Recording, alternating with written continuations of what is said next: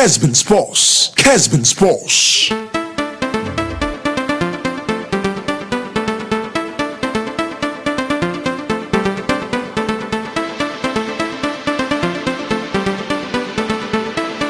Kessben Sports. Kessben Sports.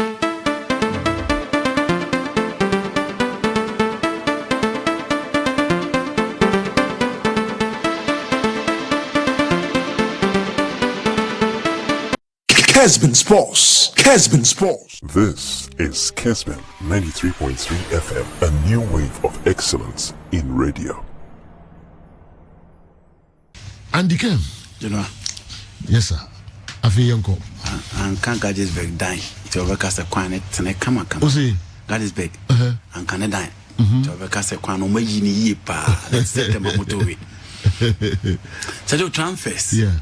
Now, first of all, from Arsenal, and cry Barney say, see, almost person, the midfield action, no, every Kessben 93.3 live or Kessben television. So, Sanso and Kessben 92.9 Accra, BATA, Emraso, Agu de Munsabano, Yamuna Chi, Eba program Yiso, and then Anno Pay, and then so you'll be Emma Moye, Papa with your Funano, Atrasi, Dear Enna Eba, Found dear Ebeka WhatsApp line no 05515999933 05515999933 mufa mo message zamodi for WhatsApp no emre Facebook Kessben FM pacho o hwe no na o share ene you be Emma Moye papa you muni na akwaba eba midfield action Tony Montana transfer latest transfer stories of the brain.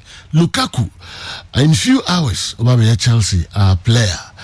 Say the MC France mem na ubia any HD because of Messi. There na a free ho eba Tony and the Honsam brain. That is a Sergio Ramos. Or say it's a Messi. On your ready say obetra hotel Nifie Sergio Ramos pa Nifie Messi metra.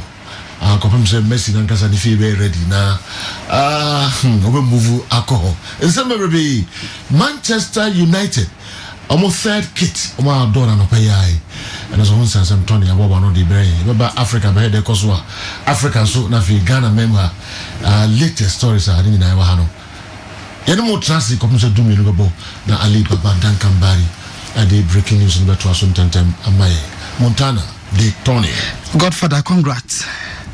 Oh, Super Cup. Ready.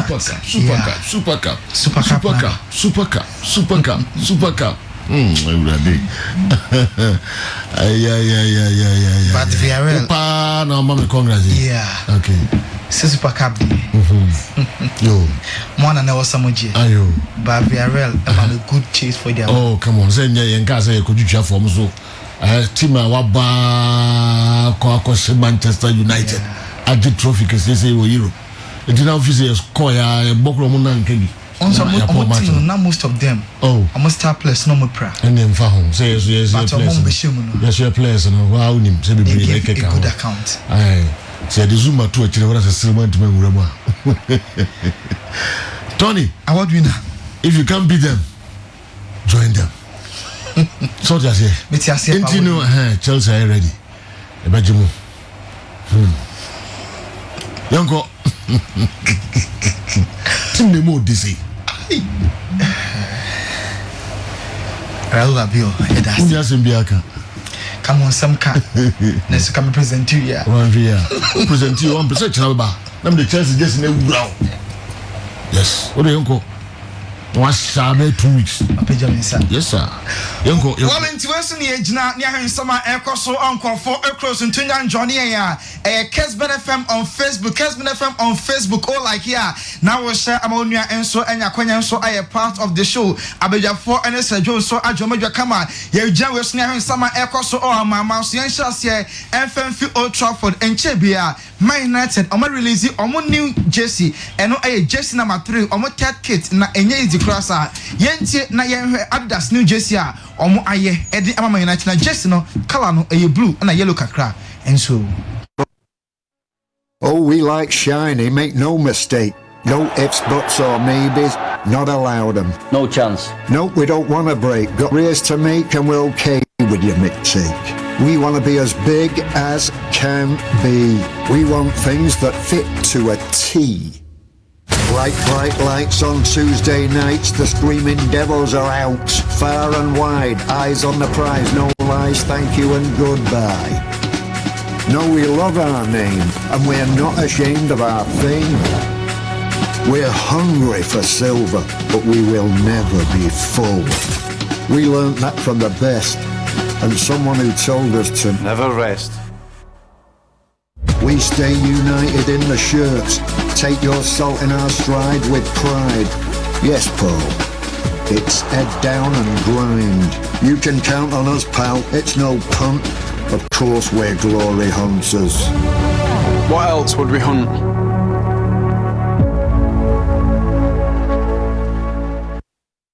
Walent way New Jersey Adidas aye Eddie Alma United into home just no ho away just ho and a tet kit no so abedra a blue and a yellow kaka and so my yellow numpo and a command from the side yellow no and so abo just numbers no and a players no more and so edin man be your dear na emema no so etim and your dear just no FFI no and you show or Kessben FM on Facebook and a Kessben television since United new season AJC number 3 na say Arsenal almost second just and so as a yellow ni blue ni sape pepe and Arsenal for the no and so esi etie African Super Cup and no about so Belfast and northern part of Ireland game and so etimi boss said yes show Kessben television so Chelsea and then Villarreal 1-1 match no travel extra time so yenye winner extra time na Kepa Ebembe Edward Mendy and our saves upon saves so no and so etimi chi 2 penalties and now Chelsea on Aji Super Cup no and so for the first time Abramovich and Super Chelsea no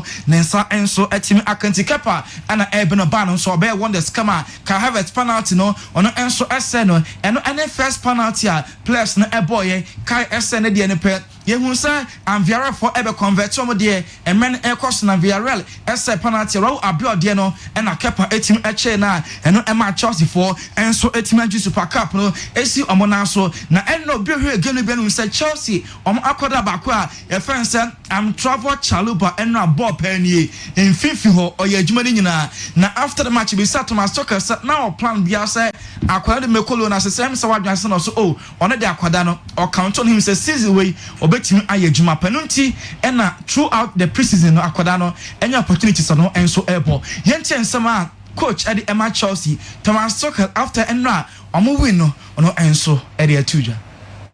He played good against Arsenal and he played a good game also against Bournemouth, then Arsenal, then Tottenham, and like I said in the first answer, we wanted to have guys on the field who are capable to play 90 minutes. Trevor is the one who was first in training, the very first in training, and is physically strong and deserved to play by his performances so far.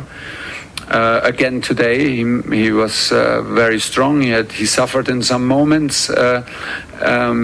But then later with Aspi at his side and Shorshi close to him and helping him in tactical organization, he stepped again up. He never lost faith, and he stayed calm, and he's physical enough to play 120 minutes. So it was again quite impressive, and it's like you said.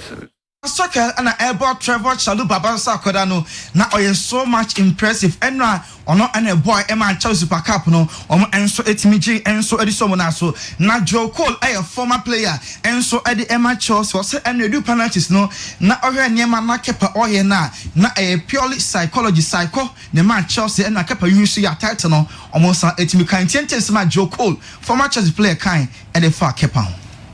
There's a go that Kepa really took on board. So it looks to me like when a Villarreal player had scored against Kepa, he didn't disengage and his job was done. He made sure he got the ball and give it to his own teammate to take the next penalty. So there's no skullduggery. You see some players, goalkeepers, boot the ball away. So that would make your own teammates walk longer.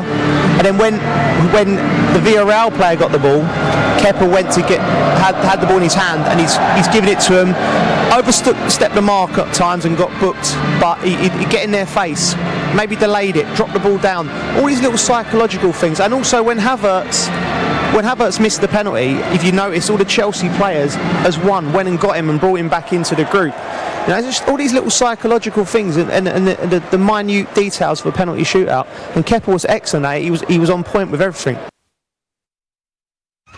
Joe Cole, former Chelsea, playmaker, and a bucket papaso, and when in composure and then even say, Panas in Shenimpa on Kekebon and Tunkine, or Fabon and the Quackman playmate, natural player and soil bash or and I say Conqua, and a Kepa AUCA, or boy, actually 2 penalties, Sama Chelsea Super Cup, no, and so Timmy Esio Monaso, my United former player, Ro Ferdinand Erika Crasso, Sandra, Hakem Sage and the Konya go at the match Chelsea, given an echo so could pry on a Betty, now or so players people no mabo boss sad and wakwa kanka asa wakwa ya diomo ko intim enko o se no mi ya Chelsea for ehwe ema enno injury Hakim message ekonya no mutumi triti e de ema yentes ma Ferdinand waka e de afa injury no.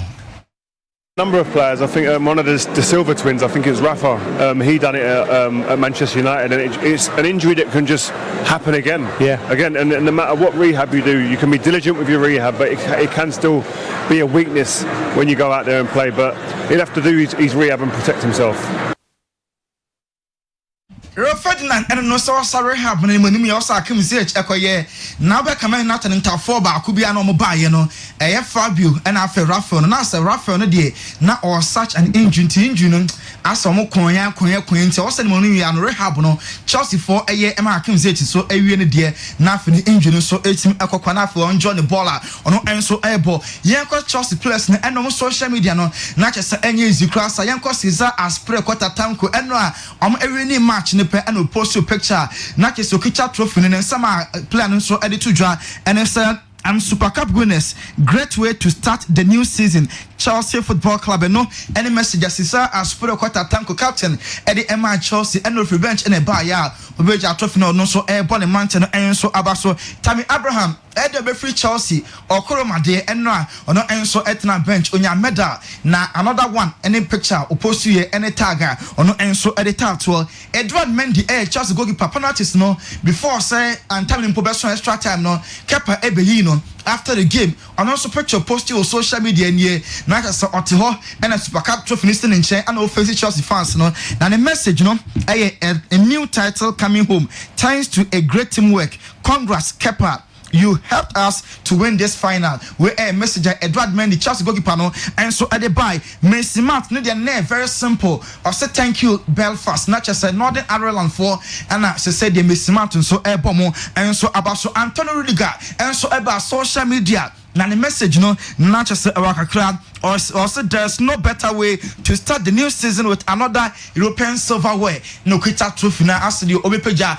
and so at their question ten players in the social media obe and so the message at the air na jogging on the MSN Pamieri mama be abakosem omabram into the history with some and the first 2 players are actually UEFA Champions League the same year, European Championship the same year, na only Super Cup and so at the PSB and team NC that Jorginho and after Emerson Palmieri Italy Eco G Euros no na can be Chelsea so at the Champions League with Super Cup no and so at the title Kai Havertz and also a penalty there on the assist Emma Hakim Ziyech enya goal Kai Havertz and so epijan the trophy no and or the two just said waking up with another trophy and also a messenger very simple and so to me by Yenko Liverpool Shaka Taka Jordan Shaqiri said yeah wa agree Sabako bought Eddie Amalion now the new contract no 3-year deal sign until 2024 and Shaka Taka Jordan Shaqiri's new contract with Lyon and so everything will say now for finding problems and Aaron Ramsdale goalkeeper na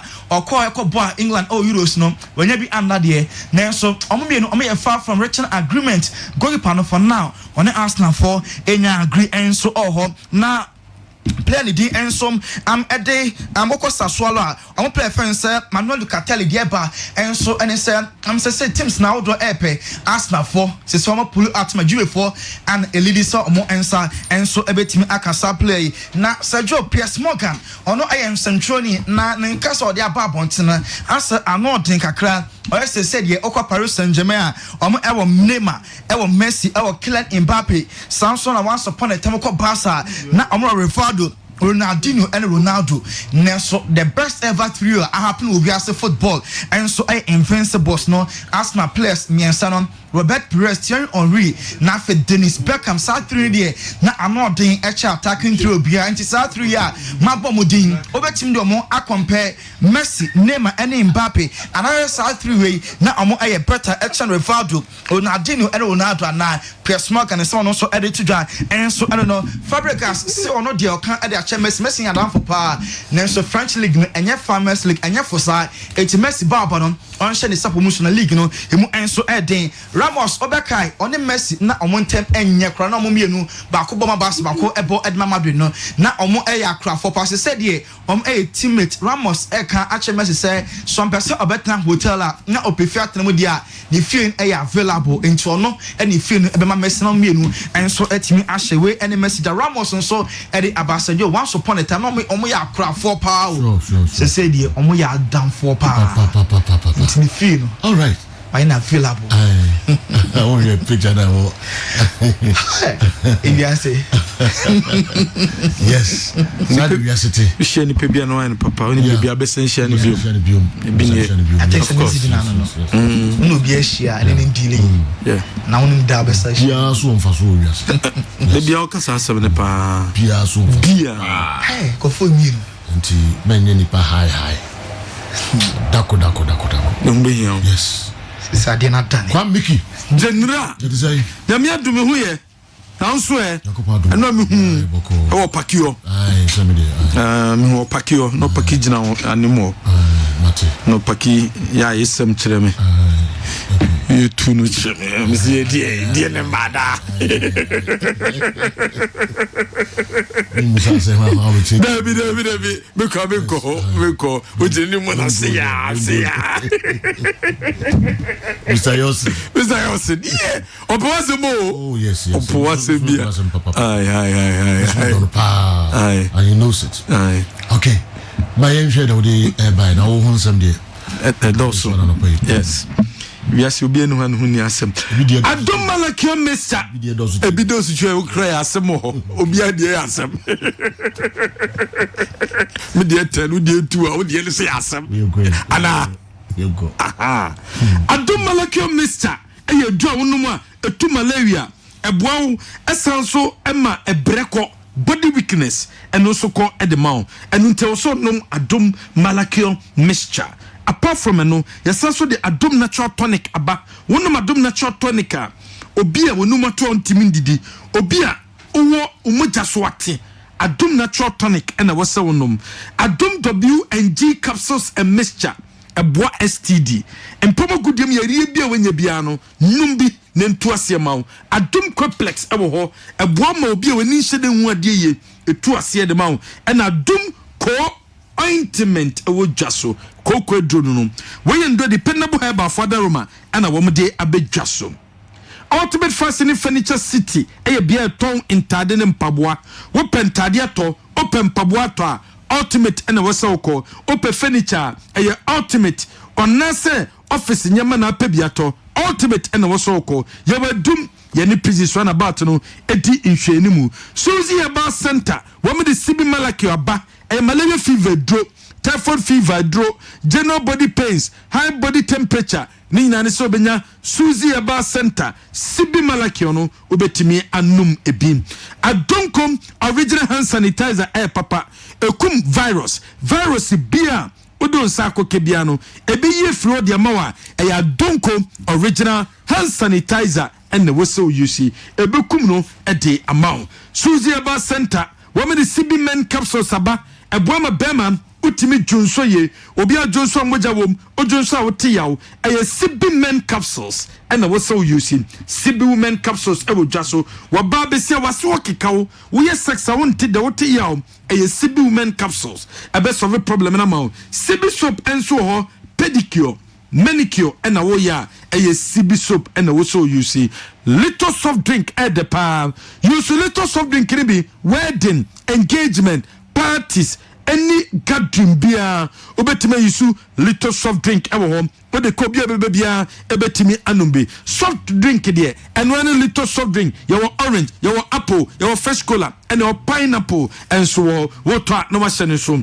3x energy drink or lost energy no ebeba back at your mawa 3x energy drink and what's on them. 3x energy drink now or lost energy no and sounds about back at the mouth. Your number is 0242 134 398. Your number no what's your number where's your bejo so Promasero Ghana Limited American product raba woman the cowbell milk and cowbell gold abam what per milk a cowbell what per beverage a cowbell gold in be and the what's we using Nyadia Herbal Center woman in Nyadia Herbal Mischaba your num for malaria fever your num obi o numa 20 mindidi obi o general body pains there Nyadia Herbal Mischa and the what's one be to asem e de amount Patrick Natural Health one the Patrick Man capsules abejaso PM capsules no eboye papa na PM capsules no numa eboama bema wapum DCC so esanso boama bema utimi boy adwuma ye yesanso the PV eye capsules aba eno so eboa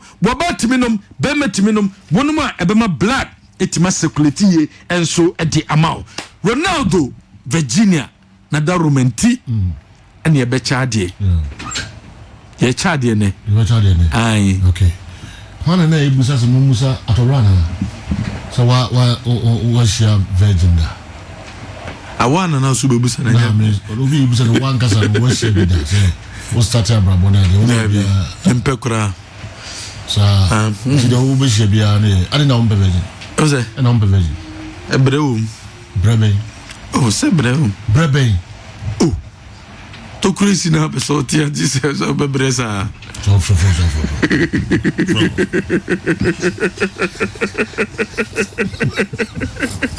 alamboa o bebre yes intimempe ana ope zonto mizamiri amjum samkoza busa pa la kwesi de kuye bawa no mo yusu kese tuda achi palagwa achi palago susa wem o wenga Kessben TV so voni na mo deba na okay wine phone ni Tony usika sana all right Mufamra Facebook ten na yenfa adie enchamo sisia. Please tell Andy King that I really love him pa. I'll be very happy to meet with him and take a photo shoot with him so that I can place it in my room. Please ask him if it's possible. If it's possible for this dream to come true. Barros Udwe Ifri Sofia and Abba possible lodo okay my uncle tema community 3 JJD Clothing tema community 3 history makers again, the first club to win the Champions League, the Europa League, Cup Winners' Cup and Super Cup twice. On a lighter note, how funny would it have been if Mendy refused to come off for Areza Balaga. Adani Dankwa, way every JJD Clothing, Tema Community 3, and so Abre. Maybe I can't so free no Senka Obisu be and Nra say Enenka Ebeye. Okay, Mamisha way and sweat. If we hifa and Abbasisi Baroski Asisirwa, where is Ketokriku? We need answers from him about his so-called medals or key holders he presented to Hartlepool. Hi to Honorable Jogati, former railways minister. Also the Abre, no. Yakuanim na yako hifa Savannah region solar and away free eba. Amtonza Savannah region solar. Chelsea. The Blues. Congratulations to my boys. Sergio, this season there Obiabwa ampa. Okay, Maminko Ernest or Kessben TV. I'm Ernest from Winneba. Please, I want to know if Varane and Sancho can play United first game. Okay, and also I don't know. Yamfa mienu bi nka ho na later na yasan aba beto aso de ama mo. We every wine. Good morning. Is Nana promising William say I'm from. Okay. Congratulations once again as Chelsea is celebrating with phobia. Kudos. Shaddai, we do if it's South Central and Ebre Shaddai. Yahu so message ewaha. Afe yemfa we enka hon quickly na yemetwa dwumedieno eso. We say watching you live from Okaji Ventures. Congratulations to Chelsea for putting Villarreal to their proper level. Albert, we do if Ninahin and Abraja for Mamuna Kwaba about program issue. Welcome, Radio. Sabako. Unyamadu Sanjo. Andy, you know, so no good for me. It's a nice day. No, do go see no them. Kwanda. I'm always available. Okay. Okay. Come on, win here. Picture na the two so nipa bebre twai. Na de di kan ni ba ye Guy Jesus. Guy Jesus. Daniel Kodie. Okay. Only the picture to so no. Kodie. Yes. Daniel Kodie nkufu twai papa. Ana okofan baby. Okofan na dawi. Nkufu twai pa Daniel Kodie. So we call you do my name. Okay. Tiene Guy Jesus. Okay. Ha Seduma students MC3 now. Oh, okay. Ghana Premier League na kaza duma fu mpa. Free bane. Yes. Mboma of Kinfesa Agadas. Agadas. And I reach one eye. Agadas duma. Okay. And you when you try Guy Jesus. Guy Jesus. Yes. On find number. On find number bana yensende mano. Yensende bibi amfa mano. Ba kokrojin. Awa. Sejo. First time I was watching white.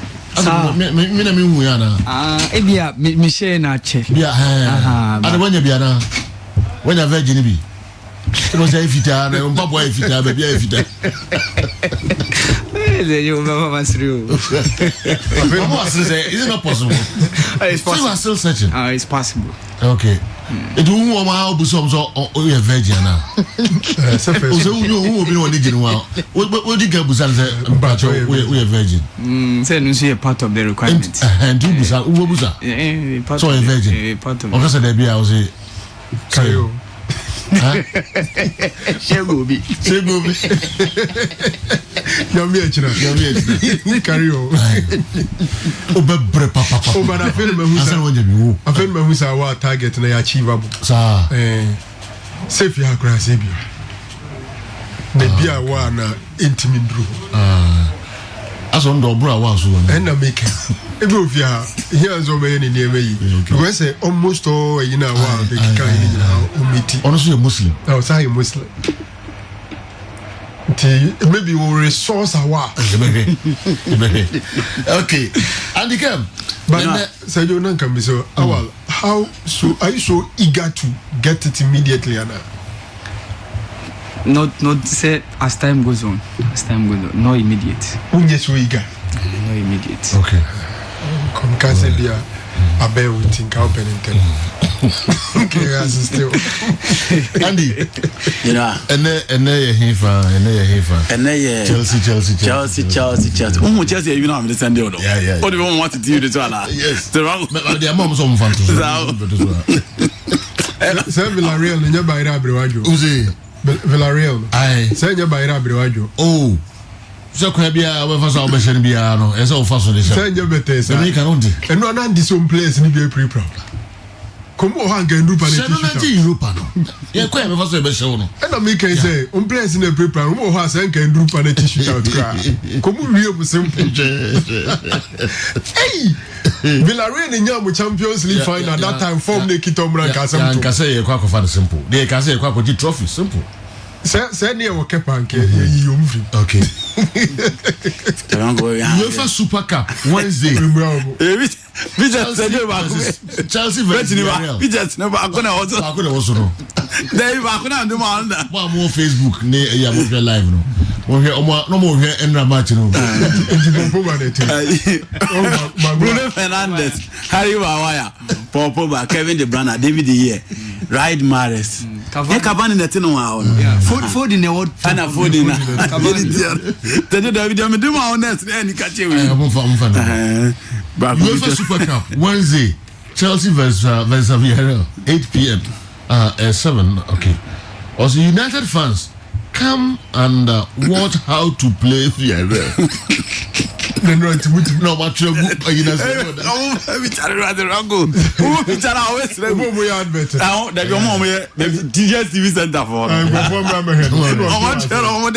bracket come and see how to play. Come and see how.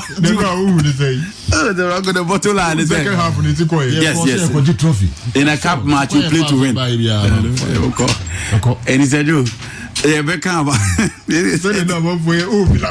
Villarreal. Now, Villarreal enough trophy. Simple. Say Villarreal enough. And he came here. You know, in the final match, you play to win. And Chelsea said the last time I'm copying more 2012, I'm just 4-1. Yeah. Almost any mistake is a view and Omotimiaji the Super Cup. Yeah, how Thomas Tuchel set up in the team and Hakim Ziyech actually said a performance of the room in the preseason any fluke. Then no to me my Chelsea first goal. Maybe I'm a barber share. Piers Morgan said now can first of all Arsenal all many money in the front three. It was Dennis Bergkamp and Thierry Henry. It was a two top, but compared to the three outs of Brazil and then the the front three of Paris Saint-Germain. These are the stories I'm never meeting. All right. But what you besides? Why not? Europa League, you know, penalties in him. Was it penalties in him? Ubuza. Said I'm debating. I penalties in him. Can't number some level with penalties. Number penalties in the be penalties in the infant trophy man. Yeah, everyone say. Okay. What's the Buzu asem? It's also no visa. And I was going in. I'm here debating and person. Yeah, Cup is soon as Obiadia. Obiadia was then them to be honest with you. Now be careful. Obi a champion. TV no so. Let the fans come and watch how to play Villarreal. And Chelsea play them. And Chelsea play them. I come before somebody trophy in our area. And finally play to win. Yes. What did the funk that smoking there? I said, what you say? Only United ball, a combo penalty shootout or Moshe. It was like Villarreal for we. Villarreal for no. And yet better, sir. And we saw it. Therefore, in regulation time, watch it. Now, because they put the teams not no preseason. No, I'm sure. If it is easy, you would have beaten them in regulation time. You played 120 minutes, but you went into post-match penalties. Yeah, but without that, they beat them. It is not easy. They are not easy to be beaten. Now, the same penalty shot. Deal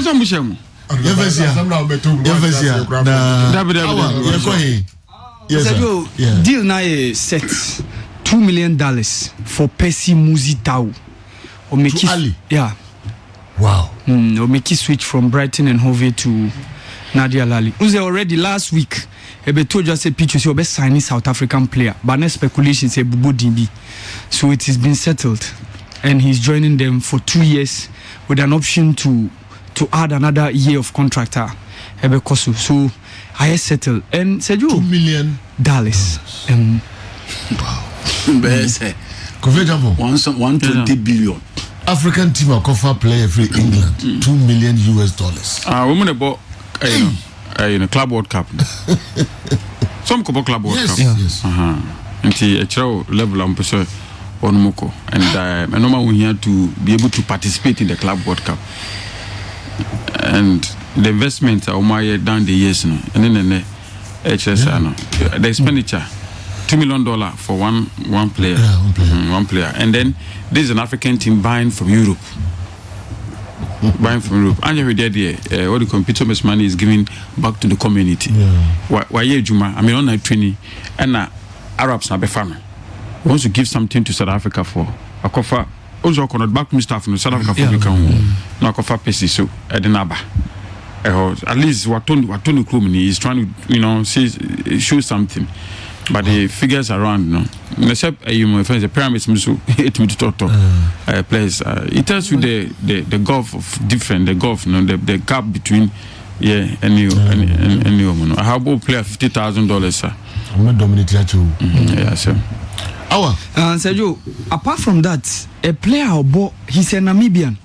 Harry Inyambi obo Blackburn Rovers Sejo at 23 was setting up an academy in Namibia just to honor talent and bridge the gap. Or Shenum say going forward yebenya omo ayen shede nyomo players want to do the top level of European football and world football at Joshen and Sejo Ochina for the first time in 74 years Brentford best set a foot on the field in the EPL.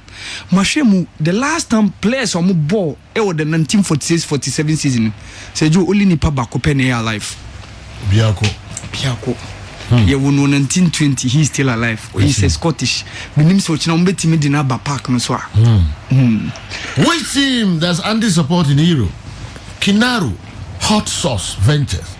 Tatiman Kenton on the way and so by Andy or Barcelona. Barca on a new team now. We are Barcelona fans. Okay. Yakofa commercials in Pamjo Facebook. Exclusive pictures and videos. And I will also elho. Enti men free hokra. Yakofa commercials are crazy ba. Now mobile enjoys our videos either the or Kessben FM or Facebook. Yaba yenchekra. This is the best sporting town, Kessben 93.3. Sika esa ka player Uncle Fabranti FNG Madison. Yenim Arsenal for a playmaker.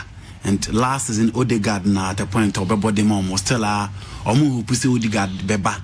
Again, omoni was our agent Asakasa say almost shares Fabranti and beat me about a kind of 2 years contract with the Olympic Lyonnais. Into more ding and pay the price target that Osama was and more ding their mom. Osha, the latest one, Branch FNG Madison of Leicester City. And I encourage and say Leicester City for some £70 million. Now, Arsenal for whom is almost to reach that amount because already Omako Akofa Ben White 50 million or Modene Barbechero into a more attacking player. And more de bosso enia, or more believe we say 70 million or Montimina says the kind of fan of Fabranti FNG Madison. But again, almost bepe one player at Naka home, no the Naka could see Abranti FNG Madison and them, no almost had this council at account. They are looking up to 40 million plus any of their players. No, the Aquacoma, a yetima friend Leicester City. Yenim the talent that J Madison war. Only proving a top level football, but in the Premier League, Obian will say Leicester City, so a fully fitter, playing behind Ayozo Perez and then Abranti FN Jimmy Bardino, or that creative spark or the moment. And Arsenal, one thing I'm lacking in recent times in their midfield, you'll be already that creative spark in the moment. Smith, Rolf, and a ball, the moment Odegaard and a ball last season. But if you want to compete for a top 4 or a top 6 or Europa spotter, I feel say Unya J Madison, Eka, Mohamed El Neni, Granit Xhaka, and then Abranti FN Thomas Tepati. I think it to be cool for it my friend Arsenal. Liverpool Renato Sanchez, any Abranti FN Guido Rodriguez of Real Betis. So Mubeti Ababeshe, Guinea Banadio Moaka Kopim, Paris Saint-Germain still almost pay replacement for that particular player and almost say Renato Sanchez for 11 years no boy team friend Lille team amomaje the French League and obi on the performance in the European competition abra obepi mu edema the Salição of Portugal or one player as do Odimbo Nankasa Boyi and over the rise in the 2016 Euro tournament course or called Bayern Munich near man farmer no also Coco PMO of France no she so bet me I think he'll be a good buy and he'll pay a transitor or be a fighter in midfield not replace Abranti FN Guinea Vanadoma. I feel say Abranti your friend Renato Sanchez will be okay. So Sanchez Guido Rodriguez he comes with a different technique, a different quality as compared to Abranti your friend Renato Sanchez, where you'll be on also can hold and can pass very, very well. What means a battle in midfield, a proper central midfielder in Guido Rodriguez, and it'll be our shadow under Manuel Pellegrini. Any coach is our coach, Rebetis in Abecho say he's another quality midfielder. Liverpool yana bet me a boam, but of the two, maybe person can Liverpool ever go in for Renato Sanchez. Pace exploit none quality no. I think so beat me a ball Liverpool per their plan and how almost bomb game. Now to Romelu Lukaku.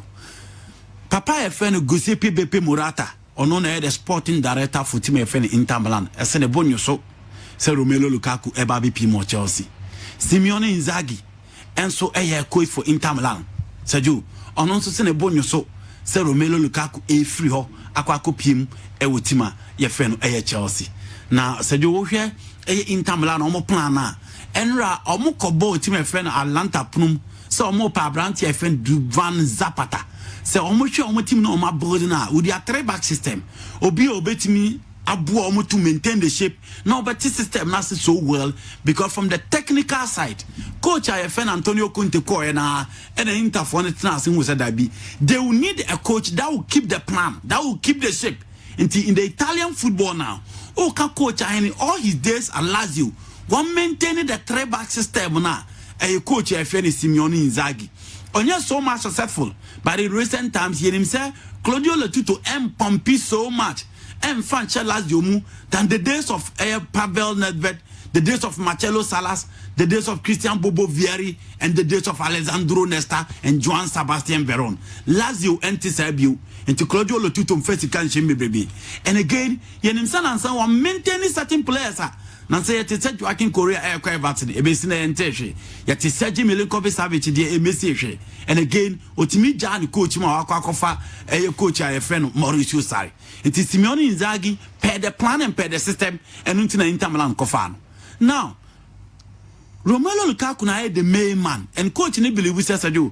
Say Ubusa say I didn't know Mama Ashraf Hakimi echo na Lukaku di almost omompre. In Ashraf Hakimi, they feel said they have an experienced player in the shape of Matthew Damian. No, see I can in the Italian Serie A and about Manchester United and also about Inter Milan. Until the defensive system and the plan of the Inter Milan team and he understands how the Italian football is city into a maintain for that particular sport. Into Ashraf Hakimi Ekwa says he can maintain the Abu team in Hobra. Now, as Leon Gonso call Omaka player now, Omo believe so more branch friend Francisco De Baku into on that particular side. On only one player on the left side, Obetimin Swabom, and they have Alexander Kolarov. And if they decide to go in for a wing back, they have players available within the ranks. Omobetimi Yusom. Again, Ediantina Lukaku, the almost so for 11 years, Inter Milan won the title. Obetimi give you credit to coach a friend Antonio Conte. But one player was standing so tall, was showing the class, was showing the quality, why you consistent for Inter Milan, and why you all over the place. I branch a friend Romelu Lukaku. Within their ranks, they don't have any replacement. Obebeka's Lautaro Martinez. Lautaro Martinez and Sunimbo, and the only leading lines in Argentina for the Copa America. But how consistent now are you for Inter Milan? Why is so much reliable for Inter Milan now? The injury situation at say in the absence of Romelu Lukaku. Lukaku is the main man, the big boy, the poster boy of the Inter Milan team. And he said, you say, oh, qua.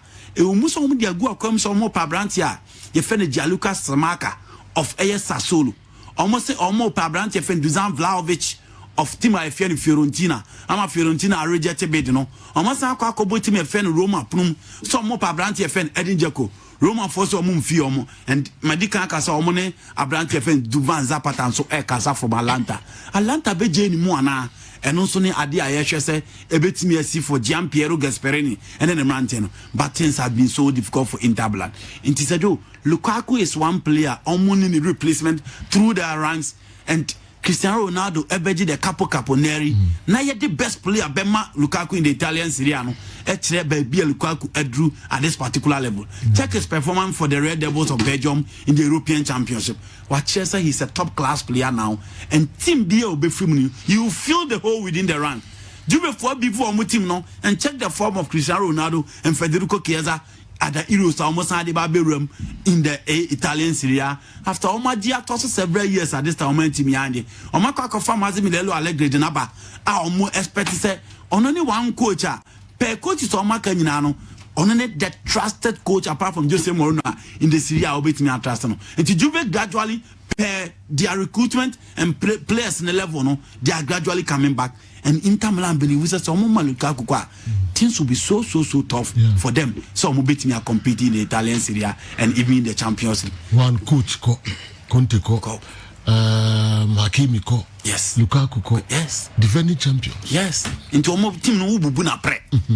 Conte buy and within a short spell in 2 years waje. Ashraf Hakimi arguably a best defender this particular season because Stefan De Vrij and Milan Skriniar are fad in previous season now. Ashraf Hakimi within a short spell from Real Madrid to Borussia Dortmund by Inter Milan is gone. Romelu Lukaku nso ko nse jo team ni nyina sa wo hwa baby o matimi maintain stance here their midfield o ma keep Abrante for Nicola Barella and I think say a bad thing for Inter Milan to compete with Romelu Lukaku. For Chelsea, maybe the match him has several times says a Joe Muhiano, and I think he will be a good buy. At Aston Villa for the letter comma, Jack Grealish. Now mo can say minimum just say Pep Guardiola in America. Pep Guardiola. Okay. Aston Villa supporters no. So you Aston Villa supporters no. At the letter comma Jack Grealish say, omo believe we say 11 years e wo Villa no otena e beboa.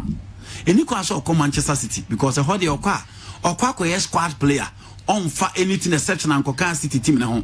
And again, omo believe we say Ewa Villa Park no omo worship no. He's a player that is adored by the fans and everybody within the ranks. Intiade intina ontna. And no watching our supporters ne bin so say Abrante ne kwa medicals no omo so edi dimpoa say Jack Grealish kwa join a team omo form on just 10 years ago. That is Manchester City.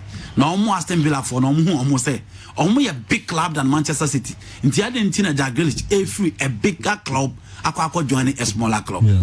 So the supporters in NTS say in the way back in 1981, 1982, Aston Villa koshe Bayern Munich Rotterdam edge Champions League. From that time, be seen enye PBO. Things have changed, and Aston Villa is a middle table club now in the Premier League. The days where Nottingham Forest edge Champions League sign a defender no, sad days things have changed. Sika as a son yemen in the Premier League. Into Aston Villa until so benya the financial clout to keep certain quality with him. Jack Grealish believe we saw the trophies. How he's rated by the English press and the English national team. So share omo boy is na no attention no mu nyina antiase say coach aye friend Gary Sargent and Fanny McGill and games or buy at least or to make certain assets for the English national team. Okay. I belong to the group which few say Pep Guardiola doesn't need him. But as Pep as always, you know, say one of the an expansive squad will bet him they are competing. I believe so. Jack Grealish should be baby. But Pep as always believes say you or not the expensive squad will bet him they are competing in the Premier League, and he want to change certain things within. That's what came 2009. Pep Guardiola, coach, was a modern football.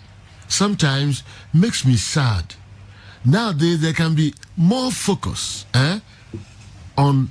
Nowadays there can be more focus on big name signings rather than promoting youth, and that makes me sad. Why buy a striker for £50 million when there is one waiting in the youth team? Pep Guardiola. So that time no. In 2009. Baby are not no. A hono umpel. I was all 5 youth players ediba. And let's not forget, Oba na he gave an opportunity to Sergio Busquets. Abraham Dumes money Mark Van Bommel Maba Anko Barcelona Medford and the GBVR. Action Kessben 93.3, Kessben 92.9 Accra, Kessben Television. And again, Mamini Kaimra na young room crankra. You know, I know you share the Super Cup final between the Yellow Mariners. I'm going quickly before Soboko and also no. Messi, and say you know, in the last 24 hours, the jerseys are yato, licensed jerseys are yato, 832,000. Baku 832,000 and yato. Na sika 90 million euros. The last 24 hours. Wow. 90 million euros and yato. 832,000 licensed jerseys. Messi. 24 hours.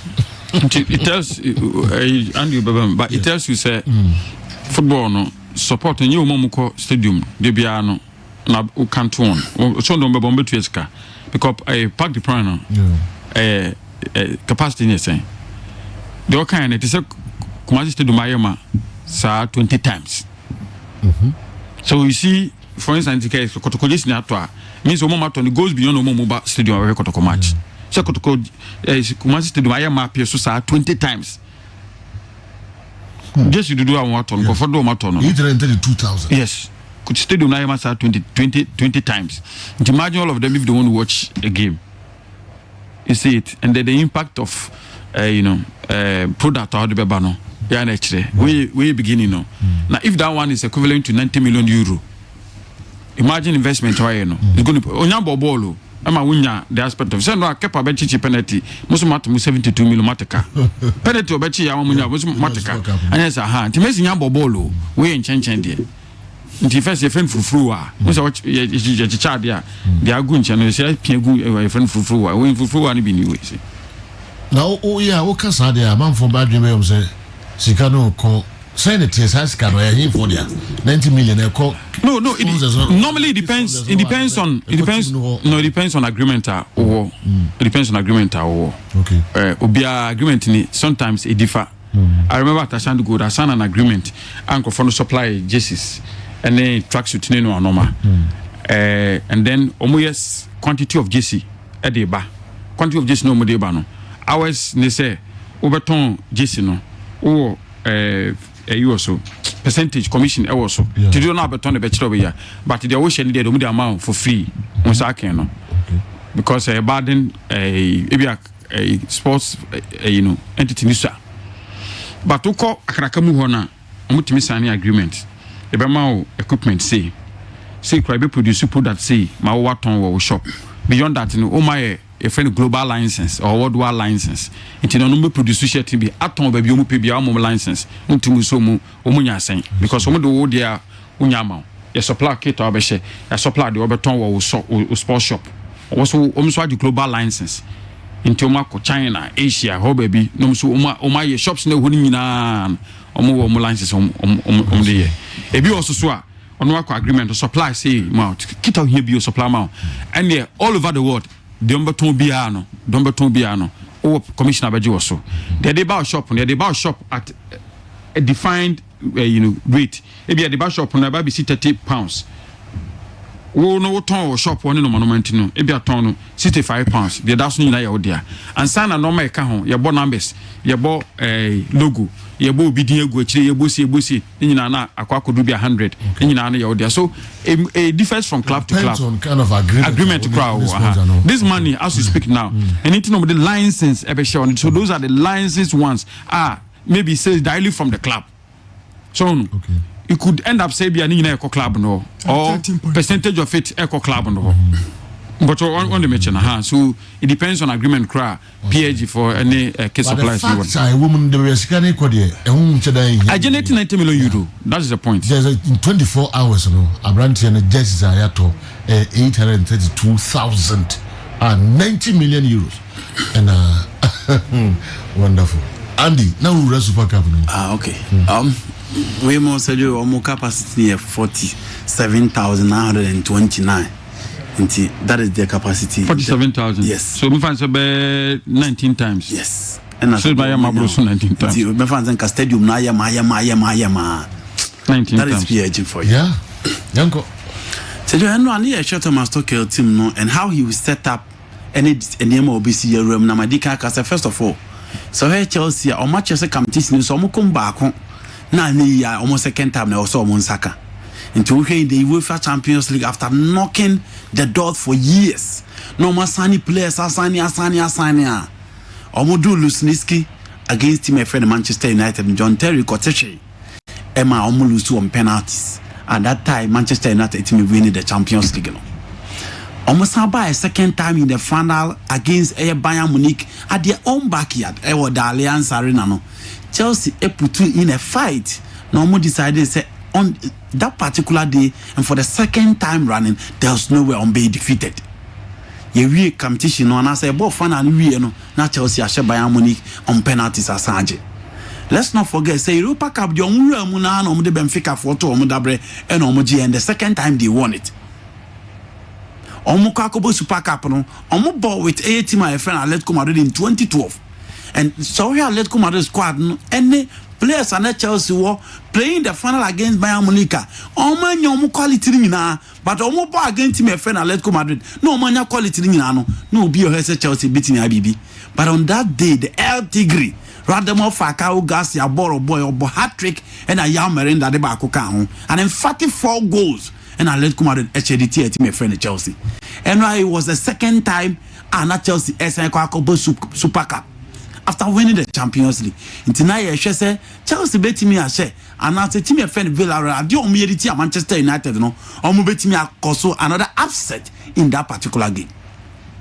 You share game na said no, and China brand your friend Hakim Ziyech, the Moroccan international coach go. That Joe Macau last week I'm I say coach your friend Thomas Tuchel Emma Hakim Ziyech a new role after Messi Mount call Heroes on Yamae na preseason or elite. Until the role, the playmaking role, playing between the striker and the central midfield, no, a horn or Diama Hakim Ziyech, and we had a level of creativity against Arsenal, and by bio free body ball and better what nema, and no chance coach with different plan and what draw different plan for different players are only available for the Chelsea setup.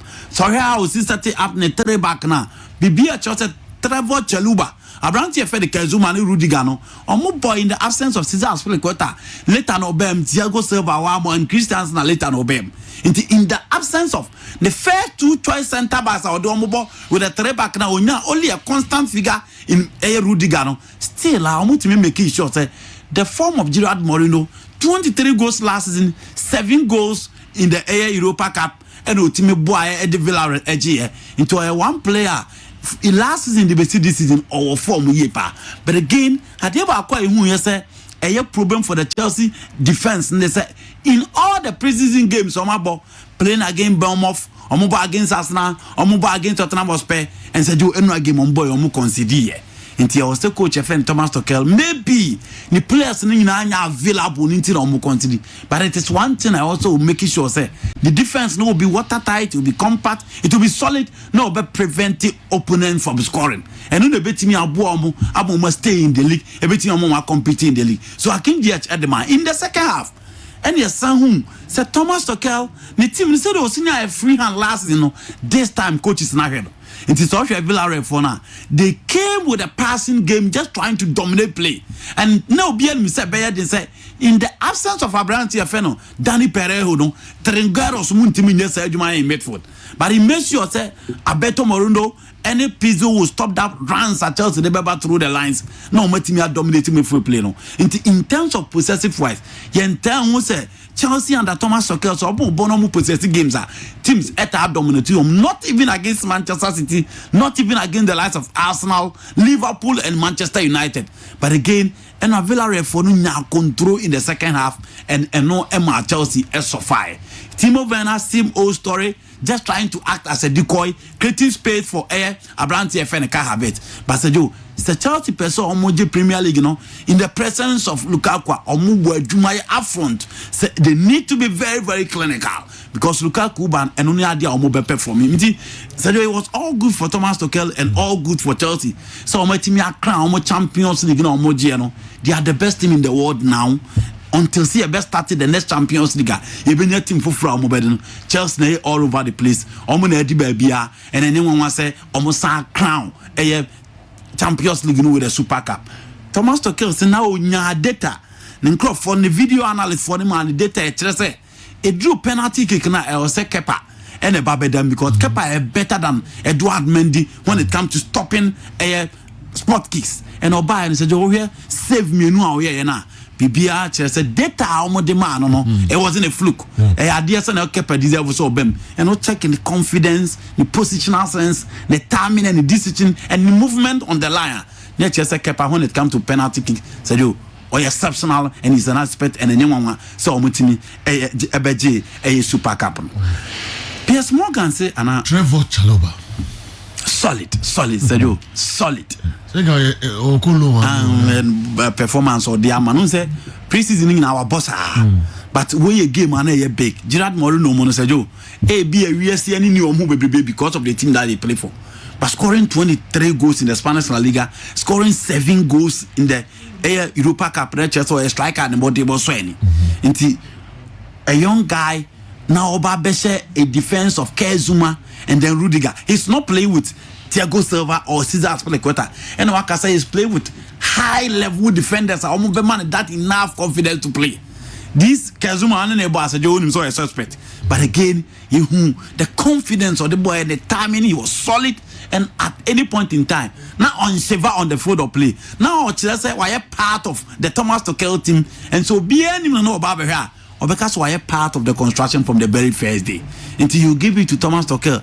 Say after the game, all can say the Chaluba the man and run low na nko ko nyina nso jo wajai obema natana because Caesar has played quarter or how on and off na injuries aba Thiago Silva can give you that assurance and stability on the field of play, but again injuries and so on. I find some games Otime Puluno Akwaba Christiansen has been on and off so far as injuries are concerned.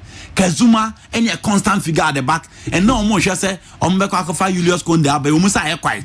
But one player why key and why stand out, why consistent within the 3-back line of Chelsea, Rudiger. Until I feel that alternately now she the 3-back system, knowing the few chance in the EFL Cup in other league games now. Sergio, everything you want. All right. Piers Morgan has said my canona, Sergio, Mwakakra. Piers Morgan say, Yatana Bobo front train should be now for baby, Nema, Messi, Mbappe. Now, no, dear. Wakan Luis Nazario de Lima, Wakan Rivaldo, Wakan Ronaldinho. Now, no, we are singing on the front run and no Shepherd.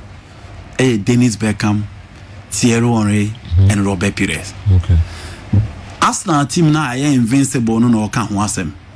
That team, and your front three. It was a front two. Now, Wenger bought a 4-4-1-1, or you can call it 4-4-2. It is also a team now. Laurent Etamimeya, Ashley Cole, Solomon Campbell, Kolo Toure, Gilberto Silva, Patrick Vieira, Fred Lundberg, Robert Pires, Dennis Beckham, Thierry Henry. It is all petting media by comparison within the EPL, A3 front three. Obetimi aka Joko, Damien Duff, Didier Drogba. Obetimi aka Riyad Mahrez, Raheem Sterling, Sergio Aguero. Obetimi aka Cristiano Ronaldo, Carlos Tevez, Wayne Rooney. But you, Arsenal team with you, a front two, and an invincible so no more debo. Oma front three da. In Piers Morgan, he got it wrong. Moreover, so you can't ever hatch rich in Bibri. It's a front three we obey me a ba. Maybe the Brazilian front three, and then the Barcelona front three in a bit away. A front three, a full of fireworks. My cancer or no mushi empire, I'll be banned so many of the and it is football, anything can happen. Okay. But you. We air for fireworks and teams should be ready and they should prepare to face the front three of Paris Saint-Germain. Okay, Nana Mankwa Boating, good morning. Nana say, please ask Andy how my team Real Madrid will fare this year with Sergio Ramos and Rafael Varane gone. So they can only compete for the La Liga because out of the two, so Tikala and Ancelotti, two legends now, you can only play 3 at the back. So that I'll be in their stable situation. David Alaba will give you that versatility at the back. Obey me about central defense, obey me about left back. Abranti FN Edam Eletau, I feel no one has to pick back from FC Porto Albaye and half a season Champions League when you're a big boy out Bobo ye. And in the Copa America when you're few minutes under Titi. Not you are a part of the Real Madrid team for years. But Madrid for Nankasa Crown Trusteno. But again, last season, Obiang was so near a chance in the half of the season. Ne pair with Edam Eletau who were just solid. I feel that Danny Cavallal, Eba, so bet him they call it in Abba. Mendy or Marcelo is just trying to do his best in the preseason. So bet me about Bishim. Federico Valverde will be back. Casemiro is still available. Toni Kroos is available. Luka Modric is available. Vinicius Junior, Eden Hazard. You hope this team will come back. And then Karim Benzema. But you baby, I'm Madrid CCA. Lupo ne kwanye debt. You can only hope. Say they will compete for the La Liga. All right. Competition BNU Madrid team will become on by favorite. They are not favorite for the La Liga because Atletico Madrid first squad, you know, and almost one of the best midfielders in Italian Serie A in Rodrigo De Paul. Osanya excellent tournament in the Copa America ababe come team na Luis Suarez ST and they have an expansive squad into Barcelona. The magician is gone. Real Madrid, the two key figures at the back, Enzo Echo. Into Atletico Madrid as it stands now in the Spanish La Liga, they are the favorite for the Champions League. Sergio, you say Drew I been here enough time, and this Madrid team, Sergio, you can never let the favorite for the Champions League next season and name this Madrid team. Oh, okay. No, Busa, Madrid and Barcelona. So see, Messi free Barcelona. The pie, Sergio Aguero, no inclusion. The best is the two teams. Why in the stronger? I said, on paper. On paper, well, I still think Madrid will be stronger. Wow. Yes. Why? Because me who say Madrid full project no chance yes or more building in the last 2 seasons. Barcelona started last year, but 2 players now free no at the whole everybody there to hold their mom. But again, they have players on my part of the team in the last 2-3 seasons. Until they only need confidence and enough time to play and gel. Again, moment for the night more obsession. I almost said Toni Kroos alusu there. I almost said Luka Modric near the Otena there. Casemiro is still the Casemiro that we used to know. Into Mbeba Fem Kakra. But again, and on the moment that sustainability in midfield. Now in attack, Eden Hazard the fitter. So you can only think say the open or the Bema. Karim Benzema has always been a fireworks. And in Hunyama Vinicius Junior at the buy. Barcelona, Barber said Memphis Depay excellent preseason. But the La Liga is different. Barber Sergio Aguero say Ononso afena wonya injury or continue how are you going to set up your team? Are you going to set up in a 4-2-3-1 or mobetimi stick to the plan the Barcelona backline said that here is it going to be Lenglet Piqué? Is it going to be Oscar Miguel Piqué? Is it going to be Ronald Araujo Piqué? Into your now and idea my Barcelona exceptional idea midfield. Sergio Busquets, he had one exceptional performance against Italy in the Euros. Now, let me tell you, Barcelona, Shea, Pedri, Ansu Fati. Watch these boys. No, watch these boys. Oh, season we. Season we are now. Okay. At the same time, I'm Messi best into the stage, you know. So that time, this will be this country. This will be a watch more who say no. This guy say we. That's why Pep Guardiola was prepared to let go to anyone woman, you know, because no face over the new squad on Babeshema. I sense so don't omoye de bia unu do mutimi and Anikas bro so bia unu mutimi. But I'm saying say watch these guys. To whom Messi absence may affect him in any way. Oh, Messi huge. But no Saho no opportunity for Pedri ne Ansu Fati to also show up. Okay. You will see. Young I know yesterday. Who say? Mantu was One Tiasi. David. Sir. So job besides say up and coming guys be on one. I'm about performing wonders if free season equal. That's the point yes. I see Ansu Fati to be exceptional. I don't see Pedri to be exceptional. Well. I know yesterday you thought you were gonna wake up, walk over the yellow submarine guys. They gave you a game of your life. Same applies to United in the Europa final. Unai Emery and his guys are fighters, but never the same. Congratulations to the Blues. Job well done. Bullets. If we Taifa. Yes, if I'm obey. Any bread. Super company, I said, my crowd, I'm okay. Joe, I disagree with Andy. The best attacking trial in football history was BBC, Benzema, Bale, Cristiano Ronaldo. Ohineba, Kweku, High Sense, watching you live from Takoradi. Sergio, Asembeba Pair at PSG. Okay, also watching. Now, me call manager Tahoba before some call quickly. No headline be ever. Will Messi play down the middle or out wide? And will Mbappe or Di Maria now be dropped? Mauricio Pochettino has a welcome selection headache this season. Only Dabi Oniba Kukra. Dabi Nasa Joe with the selection headache bay. Di Maria. Okay. You better watch Okay. Almost selections. We're interested. I remember 1 minute. Okay. Gigi Donnarumma, Ashraf Hakimi, Wan-Bena, Marquinhos, Sergio Ramos, Verratti, Vanadium, Leandro Paredes, Neymar, Messi, Mbappe, 4-3-3. No headache, Sergio. Wow. No mention the name. The only thing is maybe at a point in time he may want to switch to 3-back.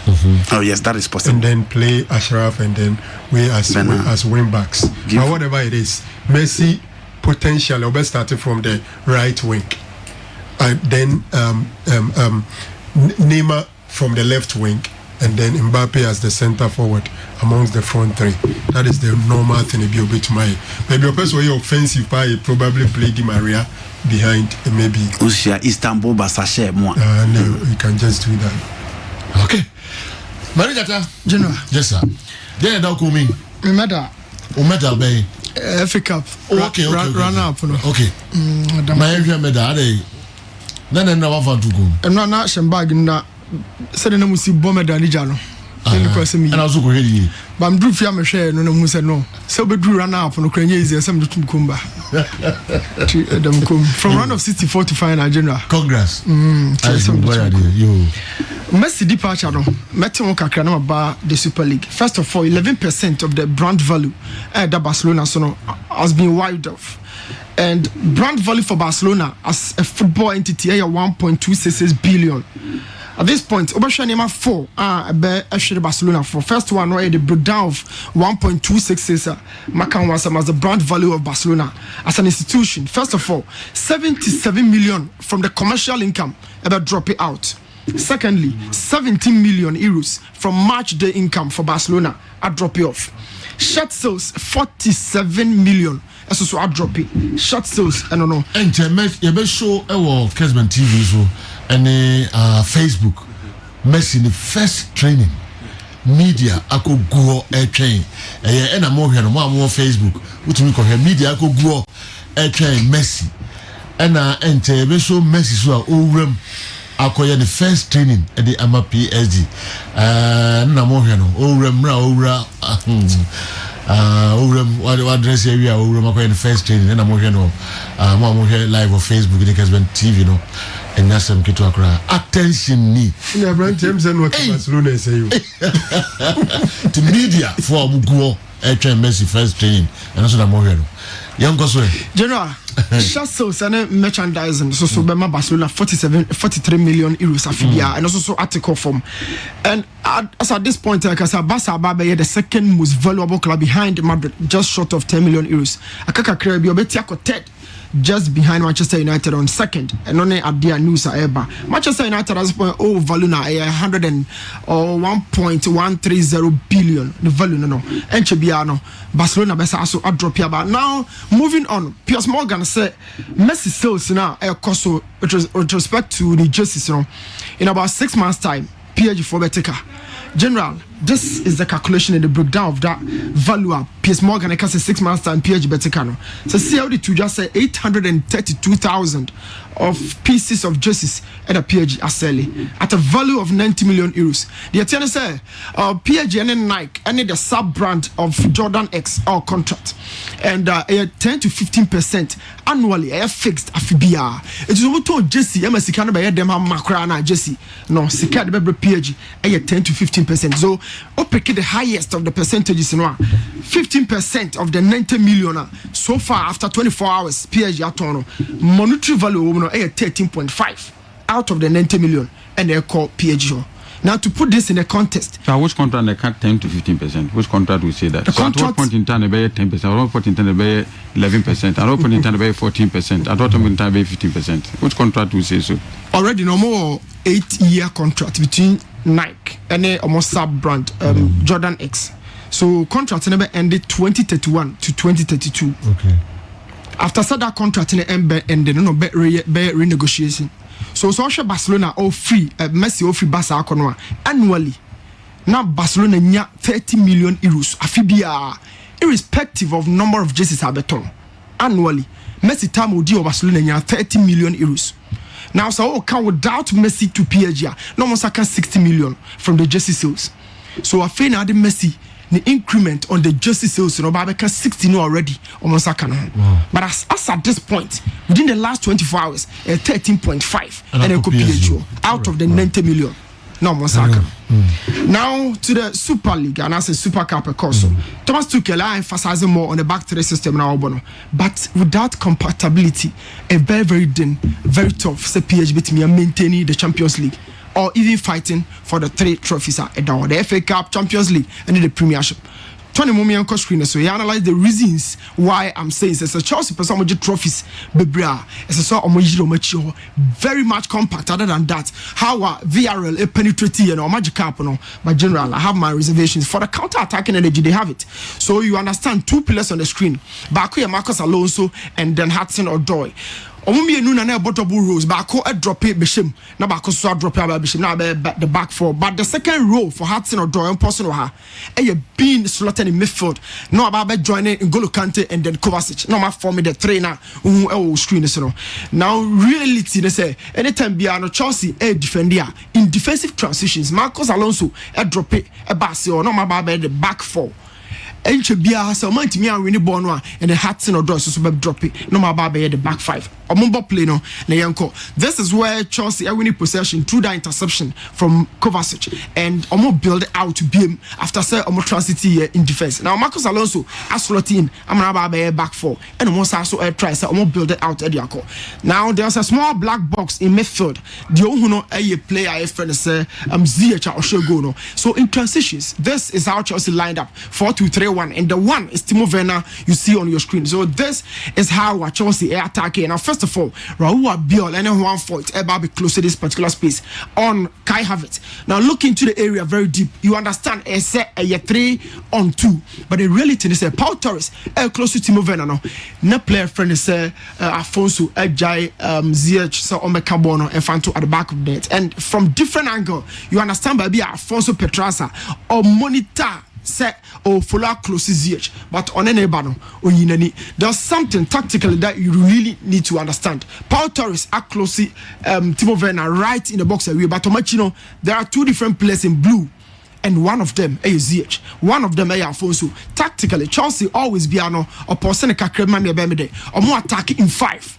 Four players and more attack anytime be mobile, so 2 out wide and then 2 centrally, and that has been the shape of Chelsea attacking from last season this season. Thomas Tuchel as I saw now just after this goal and a VRA try so more create certain number of chances o share say o screen so no the 3 midfielders and can want some always the Obaba can ono Hudson Odoi and VRA tried to say on major 3 no in no man's land no man switch the space about the right side of the attack, and that was how I'm building this particular chance. Now you understand something in between the two centre backs, Shaloba and Rudiger. And a player friend is Dia, the Malian international, Ujina, Senegalese international, Ujina. And when Zuma stepped out of the blocks and created that particular space, now anytime BR so Chelsea defender, I've said it either in back 4, back 3, or back 5, and that is the back 4 Uno. But behind them there was a big space between the back line and the goalkeeper, and that is when goalkeeper friend is Mendy a show the existence skills or creating very big block at the Bona Ashe. Now Shaloba, very good game yesterday, but inexperienced. Instead, so close to the striker, not close to the space, and that same way, and create the onside trap at the Villarreal. That chance, right after this. Rudiger stepped out of the blocks once again, and all tries to be close to Jara Moreno and Okriti. Now look at the situation. They have about 4 players in this particular area, but how to win the ball? Now look into the far end. Hudson Odoi drop your Bishima back 4, but behind him there's another space because of more double overloading. Nani Elba, but behind him there's another space. Severe area box and very much dangerous, and that is the very space I make. So you have 2 players, more close to Villarreal, but within the box area. It is always 1-on-1 in marking situations. But what you need to understand is Conte Aba Bametaka Zejura or Ba or Mama Yejuma. So look into the space, he's the only player but behind Hudson Odoi or drop your barrel. There's another space VRL in this particular ball. Very powerful shot, but Osha from that different angle. It's in line. So even Mendy had nothing to do on that particular baller. Referee the decision was spot on because Osha baby a ball is that is it, and Anshe. Right after this, VRL Esasunya another particular chance. General, look at something. Rudiger in deep defense or clear ball and clear the coach Jara Moreno and quickly and was starting to almost build it out Eddie Ababim. And this is it. Rudiger now say born or step it up ako close to player and you have about 4 players just as the first chance to buy. But Chelsea in their own defense very disorganized and VRL. Now look at that striker standing between the 2 players for Chelsea, and I'm talking about Christensen. Now look, it is about 3-on-2. But the situation is that there's a big space. Jara Moreno, crab ball, penetrating 2 different players. Jorginho and then Rudiger, leaving them just on nobody's land. General, I know who can't this particular body. To me, have about 4 players connected, but how to stay compact and win this ball back is non-existent, and the recovery process has been a very big issue for Thomas Tuchel from last season. Now look at those two players, there's a big space within the area, and Villarreal, a Spanish team, very, very good in attacking sense, and I'm gonna bury this ball. Now Shaosha Angelo, I know who the kind of space Chelsea at the share, and this is the particular space that General American wants. We have the 4 players, including the 3 members of the back line. And this is the space for the striker. If even we are competent at this ball, wait me Abarino. That was how our ball no 1-1. Just after this ball, I was thinking, say, so Chelsea almost have back stronger next season. These are some of the things that General. Okay. It's some correct. Marie Jata, no display ne medal. Ghana Football Association. Let me try to fizz on the bet to come rock and I'm a catcher. Oh, so no, which man said to Muhammad? Sir, no, man, it's we. Let's go, member. I'm a channel, machine, if I know him. By the time, bit my son. That business said, next season. Let's announce a group, but let's. All right, Messi, I should train, I say. Yanko, more Facebook, live. Moya Messi, the first training. You show no Kessben TV so any Facebook, Kessben FM, Facebook live. And also I don't know. Monfamra na Messi the training. Hey, okay. And money go so amohe Kessben television Facebook live. I say train that say. Ejaba be do. Tony the motivation show here ni mo fa bebre meka hwan ana say eno ana oye ho adwuma enti the foforo be baby no ye mfa enkame mo dai bama musa enso aka na we ho sama ana afiso eken asen say Joe, good morning.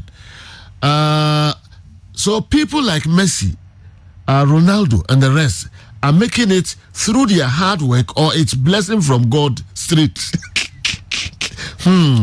Ebi JB we asasi super. For example, comment what say. Also Messi ni Ronaldo ni amo motesa no. E omo hard work e no mo dia be do mo do ya na say. Nyame na dia cho no. So Ronaldo cry ka say ono ne dia no cry no. Say bi o ye hard work kwa cry. Say Yankopon man talent. Into visa Frank Naro ko train na Ronaldo ye de bia na. Frank Naro be Juventus ana. Okay. I'm part of person so kaka.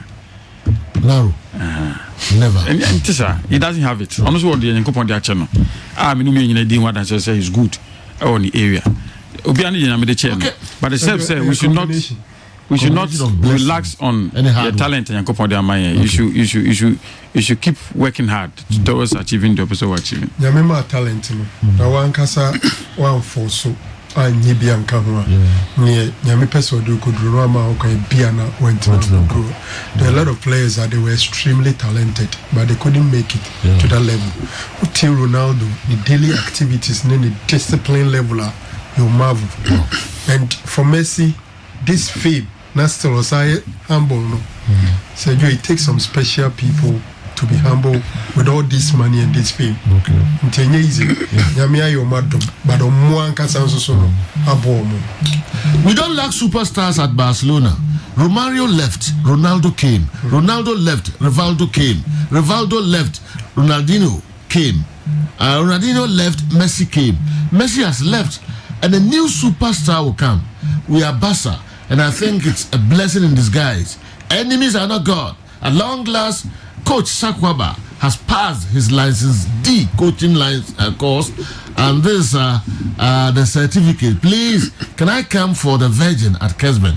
Because I'm also in need of one. Michael Abebio. Talking of Virgin, Sheikh Tofik sent me a message. Also, school, Virgin School, to catch our summer selection. Or Virgin School. Sheikh Tofik say Osadi or Virgin School. Also, Mami can a small kind.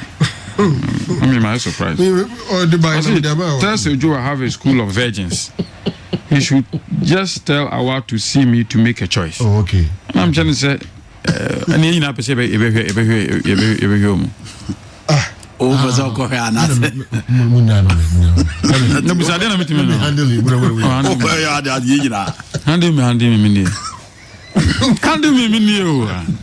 what's you meant to meet me? So, only me. Okay, in some name. Would be some here. Busamia. Wait, to be as use me. Wait, to be as use me. What the man first year? I show no. Today. Put it to you. I want to hear no coins and beer. Shake to fake football meeting. Okay. I want to wish you man who and be our birthday. What fun is so go to the extent now when you're the young couple the bit more. One be our birthday. And the fact that Semenya Bia that doesn't guarantee saying Sesame worry. Do not worry. Yeah. Definitely. That's the preferred one. Okay, but when it's when then you maintain what God has given you. I always like me first match. One guy say you no kwaku from pod ya say me. They want to go from pod. Muhammad. Okay, yeah, to also one friend Achi also say good morning honorable. I want to ask Fred Achi if you will remember very well is Evelyn Isiasa truly a Kotoko fan, or why do you ask that? Remind Achi for me. In 2006, 2007, I can't remember the date vividly, but Mickey ran that commentary. Has of us scored Asante Kotoko 1-0 in the top 4. That was the final match of that competition. The game was played at Surai, and the same Evelyn Sia jubilated Babasha in your studios, saying she was very happy for Karim Zeki.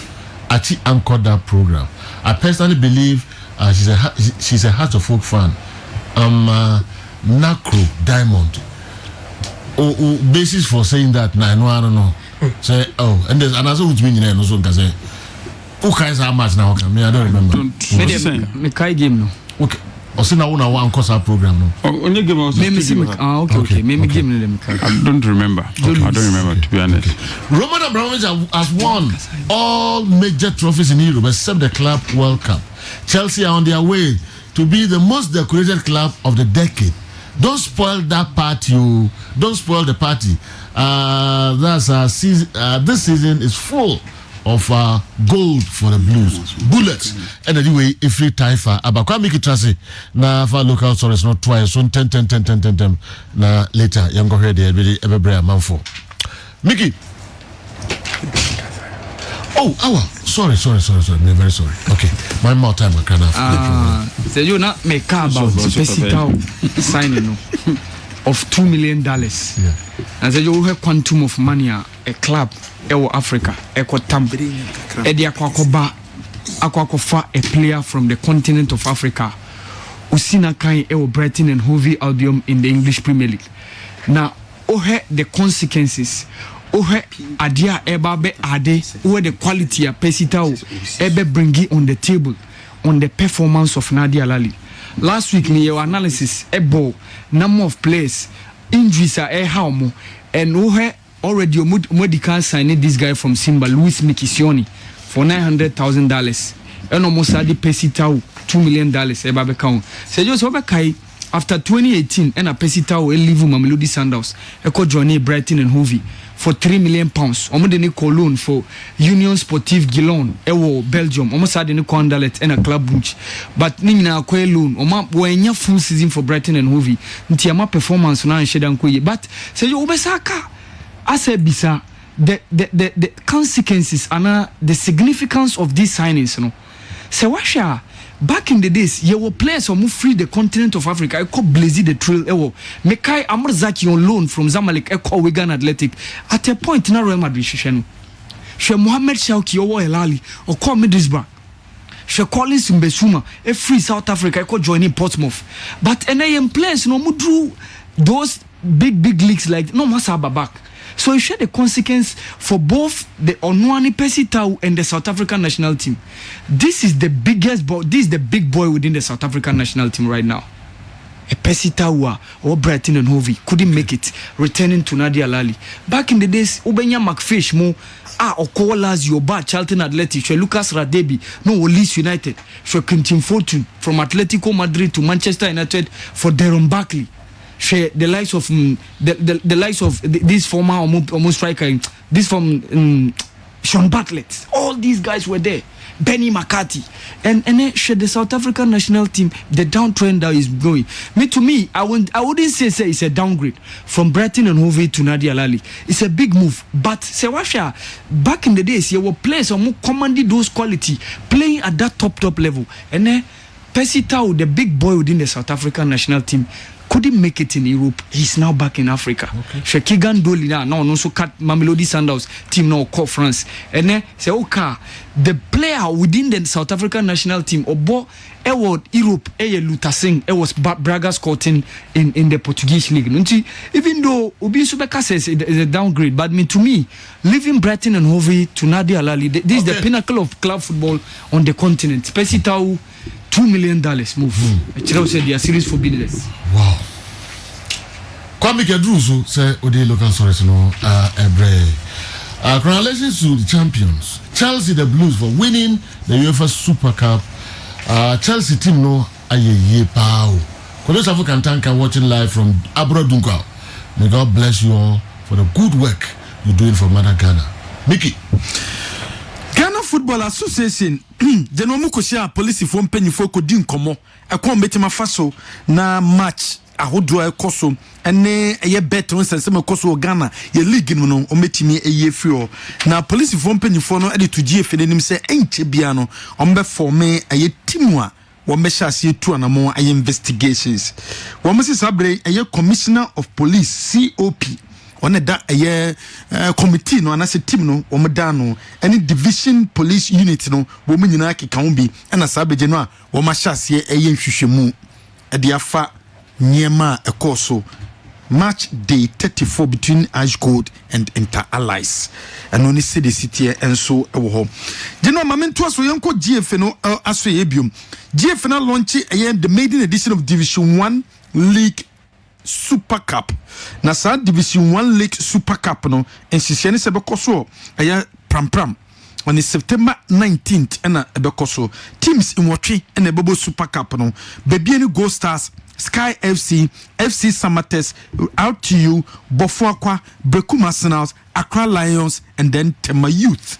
8 teams in a general we must select you to play in the Division 1 Super Cup ebekoso ewo pram and also Ghana Football Association asye and no wodwumedi na se no and the sports minister wentimi anko general we ina nim sini koye na so na sem wode kotu janse obo GF na baso yiye papa ewo mpempenso a wetimi aboa ama Ghana football no and so etimi apagya abedru abra sabre GF no so anase league no ekoko nasa sense me ba no ema league no ekọ ekire no wose sabre wo bo wo mo abaso na general we dey gise achibuayen say CAF Tuesday and mama deadline member associations no wo mo bia Tuesday 10th of August so bia submit the crofo a ombo Champions League and Confederation Cup Ghana teams be na dey omokoye on the 10th no ni na se draw no beba so on Friday na CAF echiremu a draw no beba so on Friday no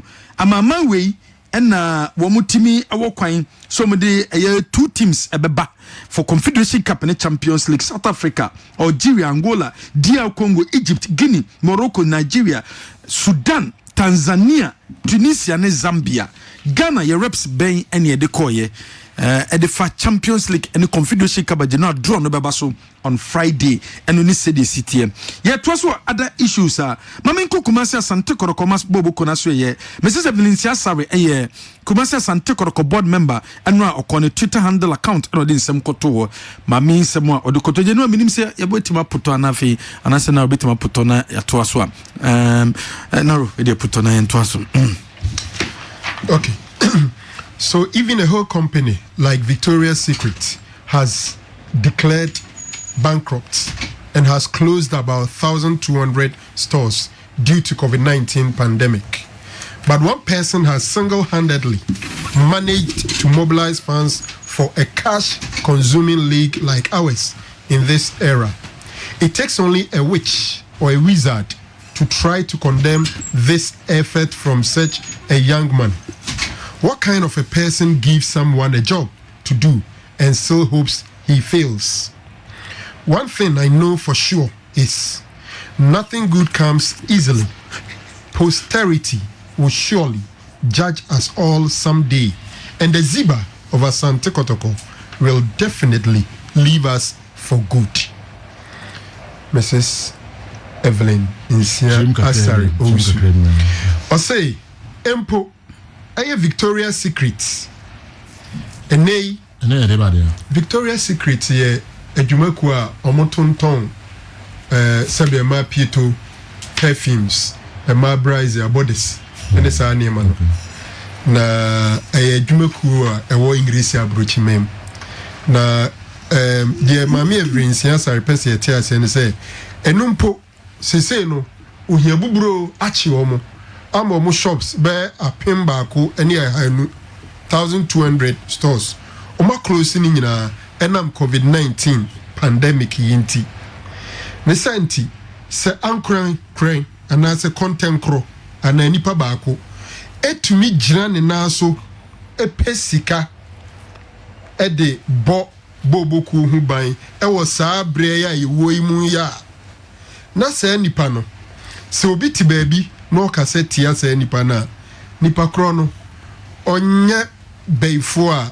na chese okay nipa kro no ye beifo witch and wizard beibonsam oba witch ne ye oba beifo na bema ye beifo e friend beibonsam inti se nipa kro onye beifo a no ye beibonsam na nipa be kura eno wo wiase a ono a edi adwuma be hye obi nsa so obonkoye na se nipa kro na sa be pekwan bi afa so ahwese nipa na odi adwuma na mano no adwuma na oye no enye yi nipa no be feel ana se ontumi nye adwuma no in reference to why and MC Drusi chirichiri okay we dey me explain it the by no o se do onim oni wiase mu pa ne say wiase bibi papa bi ani ho a eba na hogono so nemom danche ankwa mabi dache ankwa mabi no krebe dadi ama ziba o Asante Kotoko boboku no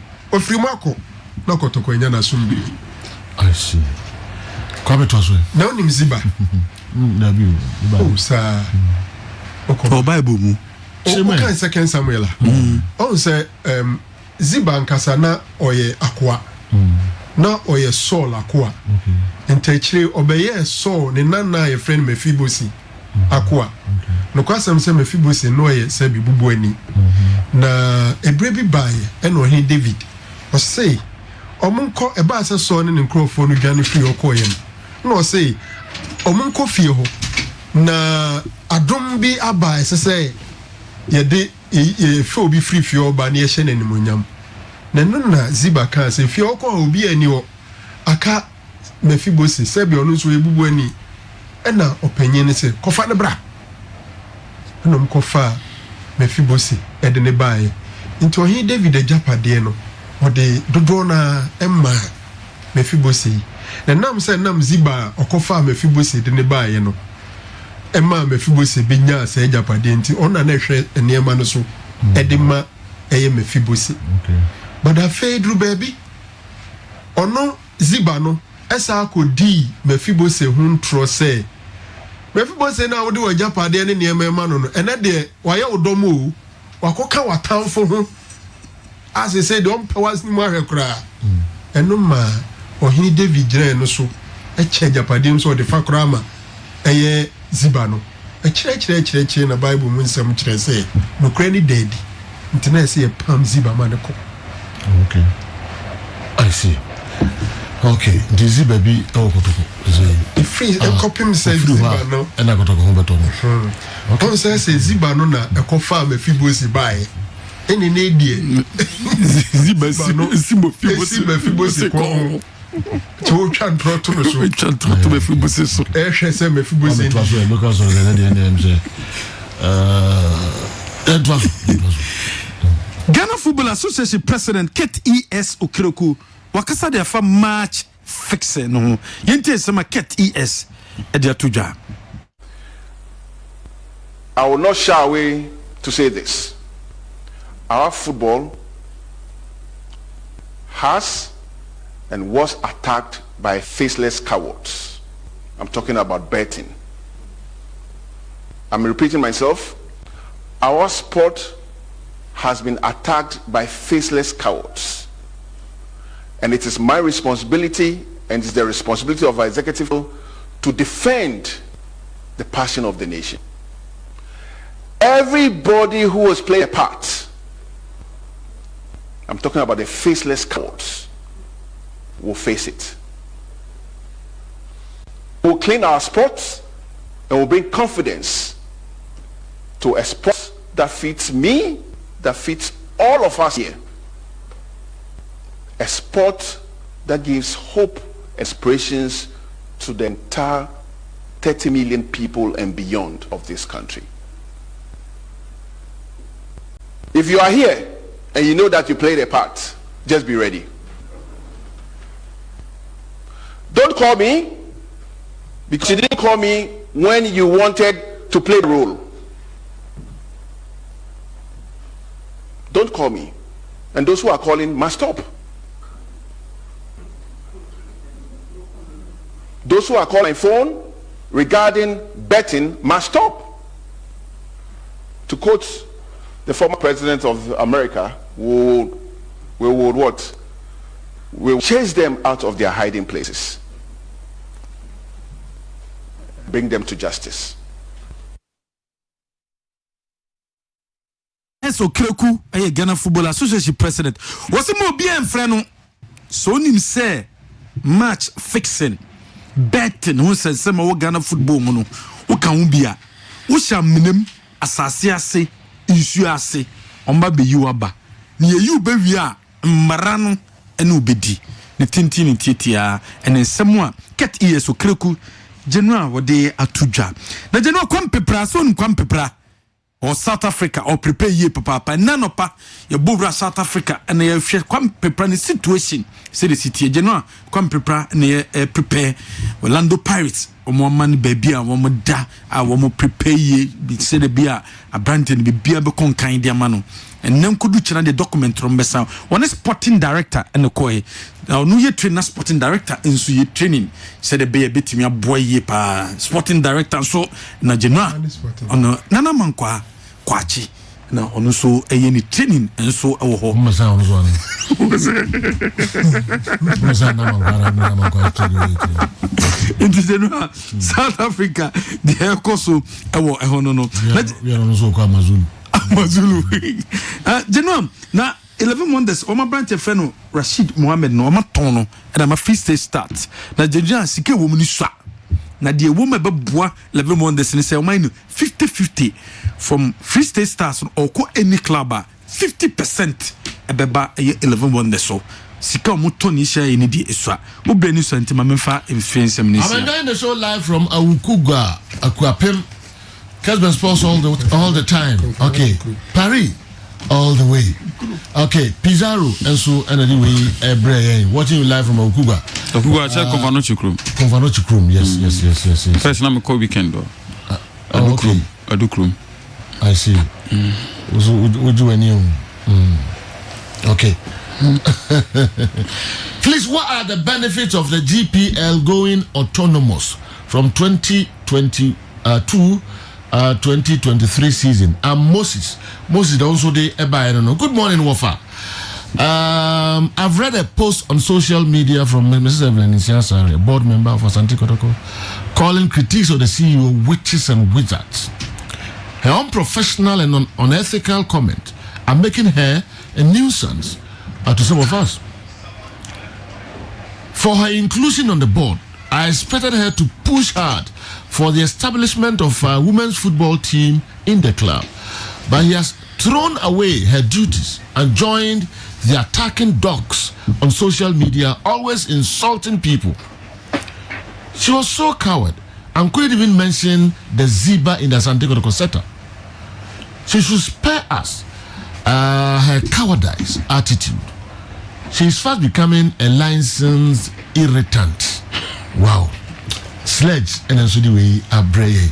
Namcho yefa commercial ka krabia banafe local storage no and the whole summer bremo pa yeba. This is Kessben 93.3 FM, a new wave of excellence in radio. Morning, Sergio. Your show is live and clear from at Mungwa, Accra. Okay. When is the Champions League draw coming on? Midfield action. Keep the fire burning. Nana Keys, Cisse, Unaudi way, Abanana Osaka, or credit no, Mijidis Osaka, Lawyer Dumako, the credit no, Abro, to check it. Good morning, sir. I'm listening to you live from Central Police Station. I feel like I've not eaten if I don't listen to Kessben Sports, all because of your professionalism. Chairman Olisi Esunedi Way Abreye. Okay. BM. Jura. Now we can dismiss the opportunity Aston Villa Diamond say on tries of balancing the squad now with the absence of Jack Grealish. And yeah, Grealish and did balance a Bray Aston Villa. But now to put a great Ted Momo huge last season and the enemy Virgil van Dijk so a mass around proud to the exit. And the Liverpool tries a car. Omunya free Coutinho £142 million from that deal to Barcelona. No, I want to become market balance on my squad because at that time, can't Liverpool go poster a minole and not at them or come defense. Mama Sako. These were not players who made me do a J the championship. If I was competing with Takasifona, then yeah, catch Chelsea. But at this point, Chelsea Aston Villa from the Jack Grealish deal. No, Sako market. And I've said it earlier. Say the definition of success on the transfer market. No, the application of that Sikana on that same transfer market a bit defined as a way why in success. And so at this point, Danny Ings back to Aston Villa Babi Sinaka and the £30 million and this Sika. Now I remember the days of Benteke and Balotelli at Liverpool. There are certain clubs that strikers being to me more. You think of their quality and the quantity of goals are general and drew the expectation of the fans. And so Benteke struggle so much at Liverpool, but come back to Aston Villa. Any those clubs that from not performing so good. So I feel say Danny Ings better be a Jumano at the Aston Villa for irrespective of the fans or struggle with Liverpool. They've also gotten Mikel Damsgaard. This is a youngster general Alba and £30 million. And this is car almost also at your Leon Bay, a official, I'm on 30 Axel Tuanzebe, a loan from Manchester United. And at this point, almost also in Ali Mustral, so another player, Omunyana, and Emiliano Buendia. These are all players are middle table bracketed. And I feel say Aston Villa club brought these players, so they have the quality. So make me the extra addition yaba. And I can't a team a part of those clubs are foreign ownership West Indies, only the Milwaukee Bucks or United States, and Nassef Saris, so Egyptian or a billionaire whisker. He has the money. How to pump the money into the deals Omodi players in the Bebano. And then I say because they are not so much convinced the fate of the club. This is a club always all the lower bottom of tries to be fighting and no about and at this point, getting £100 million from Manchester City, so want me as also a reinvestment into squad now. You know, I feel the fans are on trim out on the exit of Jack Grealish, their main asset. At this point, may switch it to Chelsea, the Marche, Lukaku. What he brings on board, because this is a team now about 3 or 4 strikers if Semenya correct. Tammy Abraham, Olivier Giroud, Timo Werner, these were players, and sometimes more Kai Havertz, even number 9.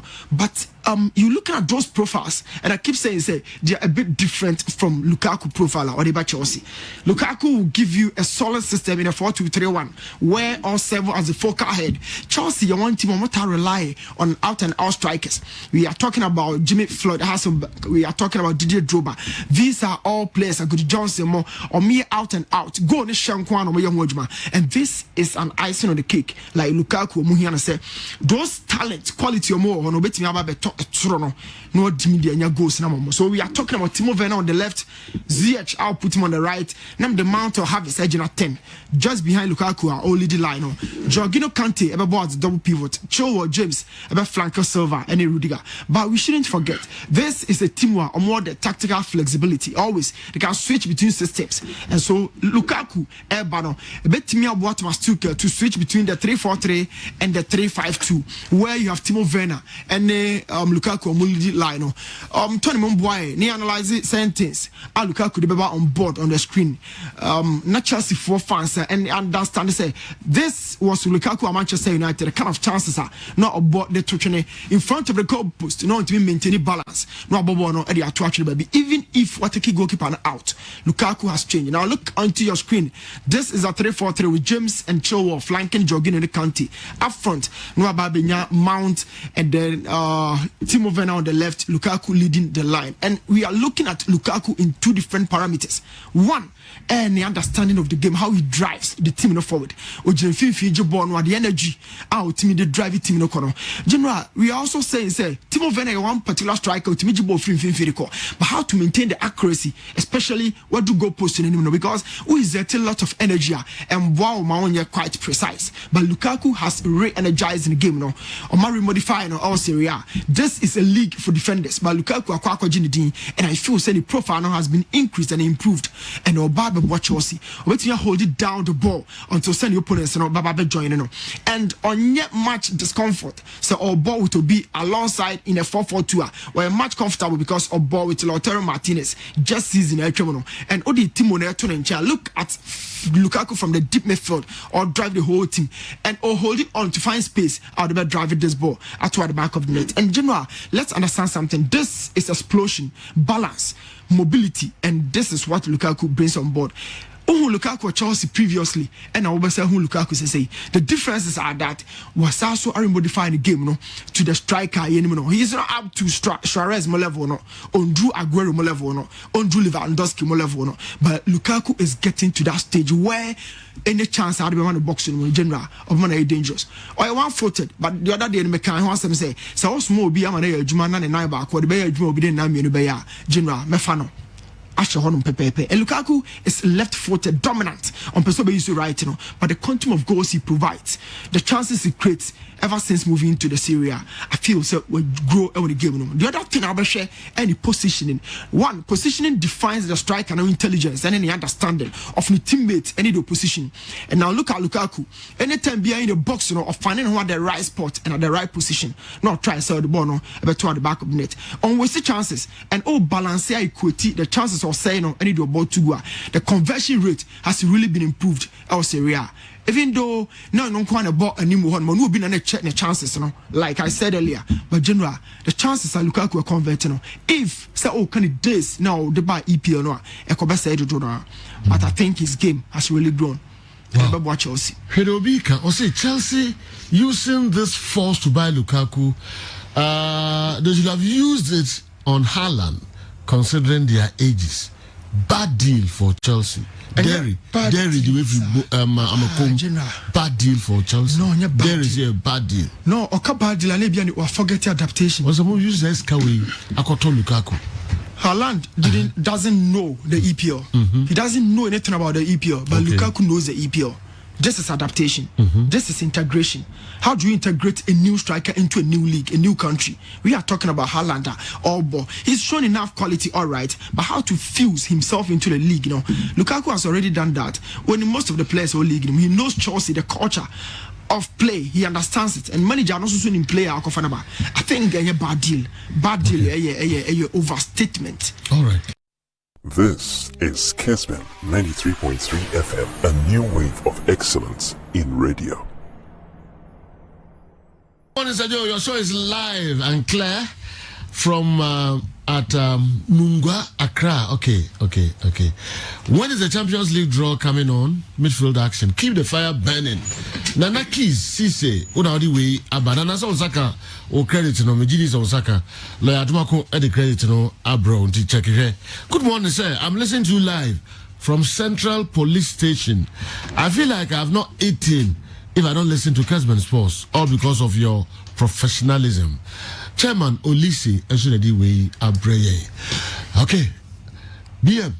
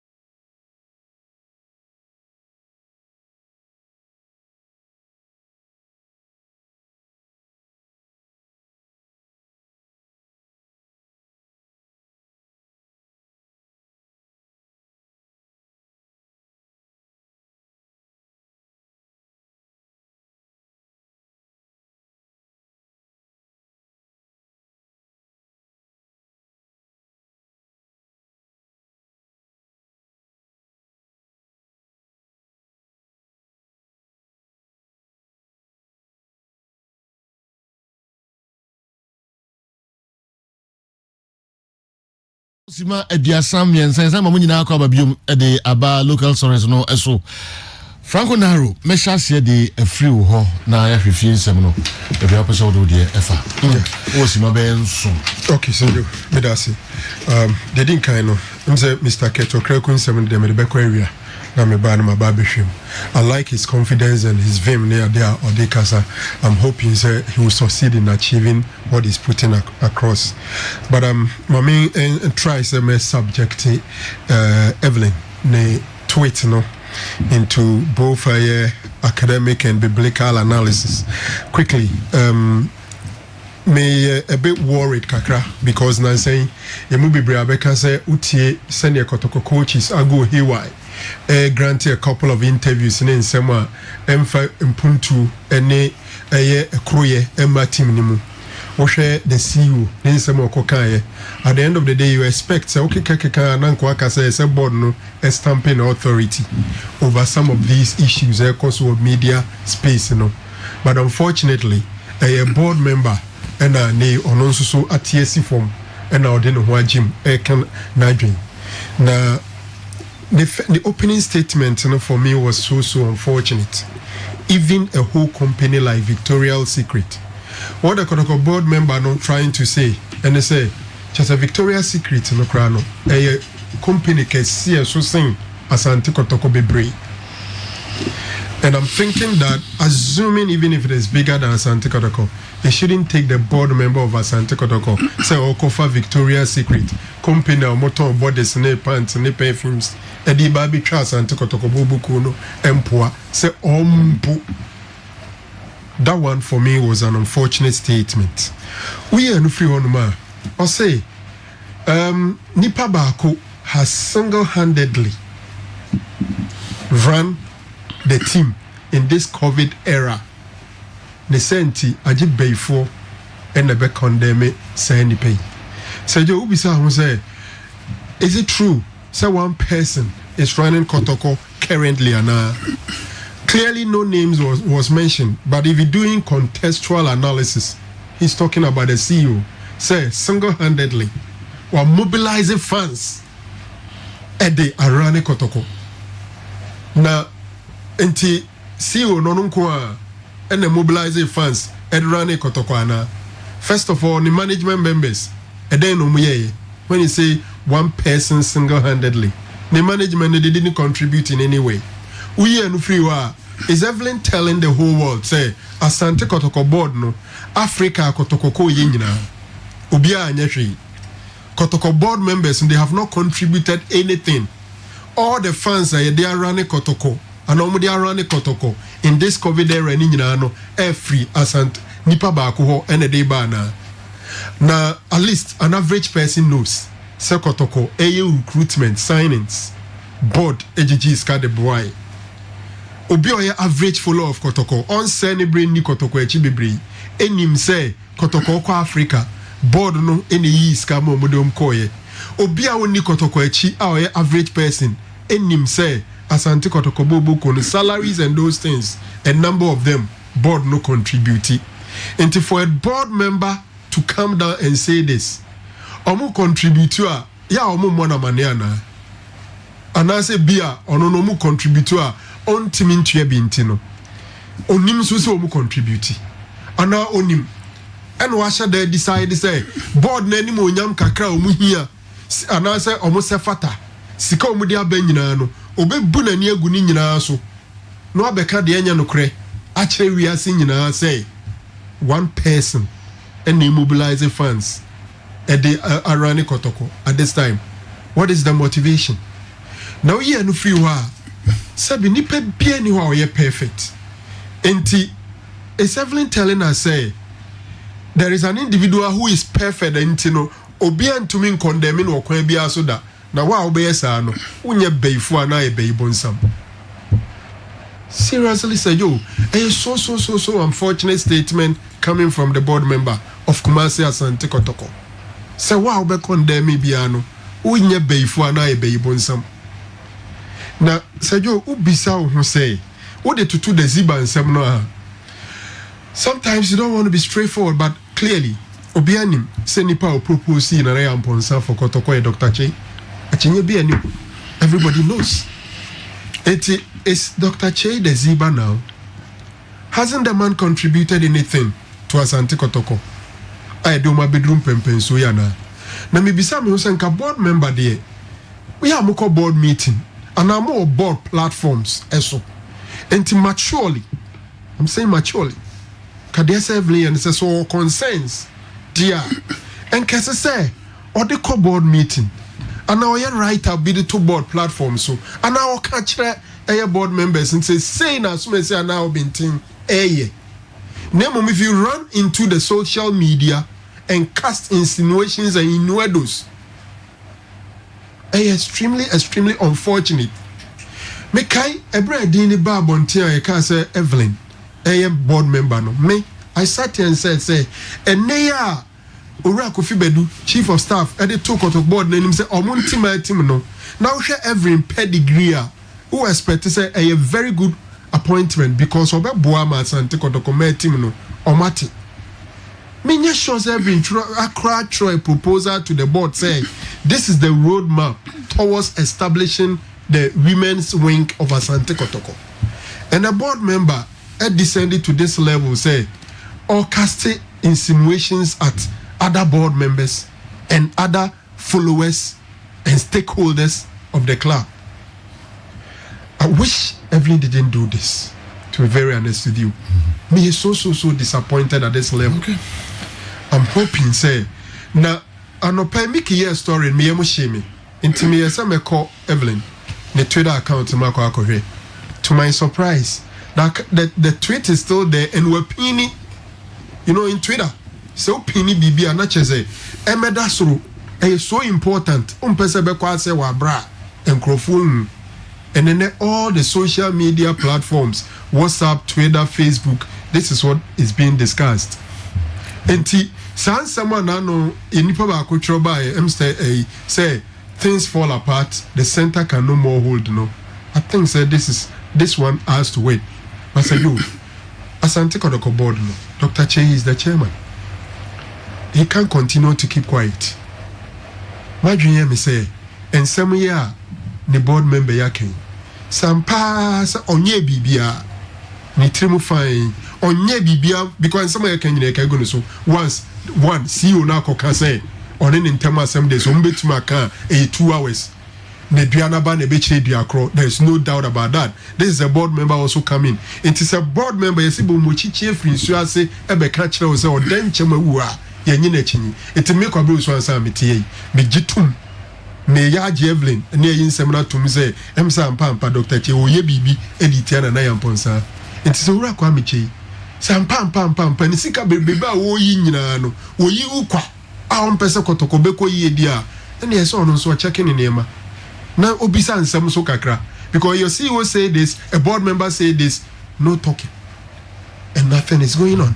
Do pese onuso be din sa my dream say either at the board level or he should come and exonerate himself. Okay. Either at the board level say obe friend in your board for say na ekoso there means me nim nie ni akoso nie because ye can na season ekoso Kotoko aligning our players on best signing. Where would the money come from?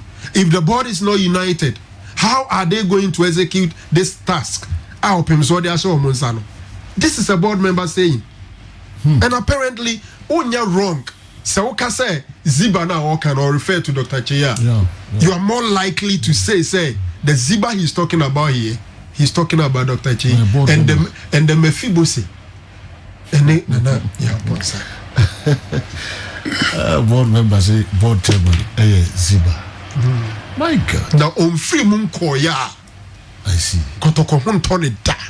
Good morning. Our leader has not taken lessons from Messi's departure from Barcelona in a more positive sense. His place will be taken by someone in a different way in the same world. In this world, no one is indispensable. Why the hula baloo all over? Today from a board member, today from a management member. Why? Are we having serious political opponents handling our team for us? Are they there to help build Asante Kotoko, or they are there to kill Asante Kotoko? Why can't there be sanity for once? What at all will be their achievement if they build towers, bring mercy, and still fail to bring peace? They should remember that Assassino and Ebre, they are not helping the supporters at all. Especially these times, Heart of Oak is thriving. Something must be done well. Abba, release all. God bless you all. Reverend Father Godfrey for Kenya City Roman Catholic Church. Kufia Champo. Yes, sir. Madam Babeka, GFSM, Division 1, Super League in Noma, but just to add to the frank, I have to be honest here. I have a relationship with Devlin. No relationship I won't go into detail any the watch running no, but the content of the no, some of them are factually wrong. What must I say? I'll go into detail and there are any problems are more board in normal. Me if I serve on the board, essence how I react to situations in normal. But I'm saying it's a normal no. The content of it are factually wrong. Edikan Victoria's Secret includes 1,200 shops. It is not true. It is not true. Victoria's Secret includes 1,200 shops. That's number one. Number two, it is a fact that Victoria's Secret closes certain shops. But the normal far more than COVID. The analysis is done, it is not true. And fact. Victoria's Secret closed 284 shops last year. This year also be close to between 30 and 50. Into Kobum Kurampa into 500 shops. Into inclusive 1,200 shops. In fact, shops are what's assessing in Akrano and do 2,000 inclusive 1,200 or little over 1,000 shops. And it is not true. That's number two. And yeah, COVID in T and inclusive shops. This is the CEO. Only your August on. Yeah. In July, Omati Momentemo. So me it's an open secret. And my wife aware say minimum bra ne dross minimum topper. The Victoria's Secret me do work on yaba. Minimum topper. Do me who obasi say me to me who ne size. Because I'm talking about my trouble. Baby, I'm here to man mission. So, and the crow woman say Victoria's Secret. In fact, before Kranomi a brands be Lane, Bryant, one why the limited don't mean I don't count. But later you two brands.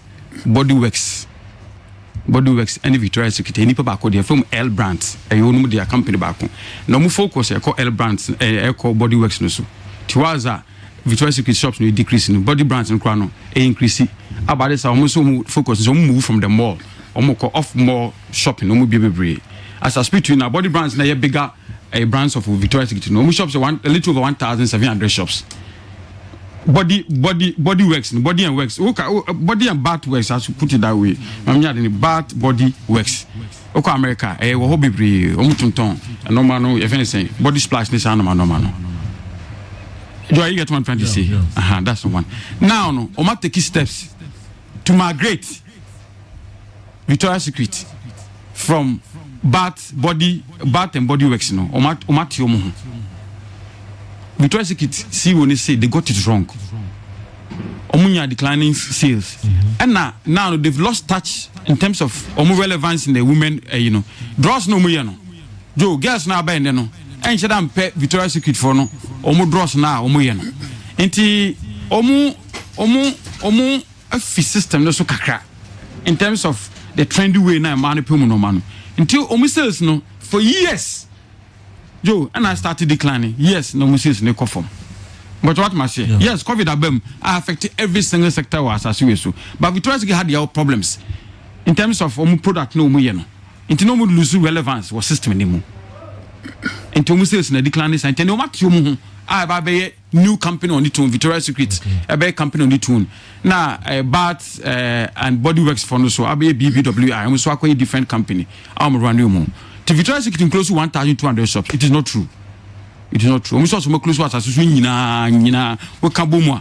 Even this year they don't want to special close we can boom do 500. So that's the what I wanted to put across. It's factually inaccurate.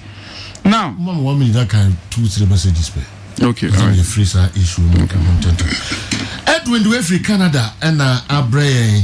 I'll say, Sadio, I'm so happy that finally we've had Evelyn Siasarere to discover the zebra we've been looking for since time immemorial. Please, Evelyn must come out or resign immediately. We need her to let us know the Ziba, so we all tell Otumfuo to uproot that Ziba. Victoria's Secret closed some outlets that are underperforming. Edwin, Eddie Audebaye, and so no.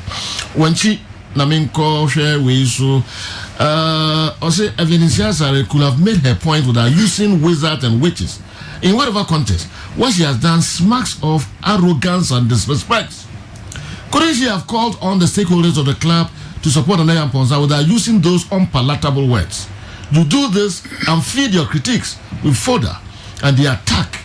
Like Mama Saleh, if you want to Chibanda line, and so they bring me, I don't know. Akaba Kofina V, what was so at the Ama Yang.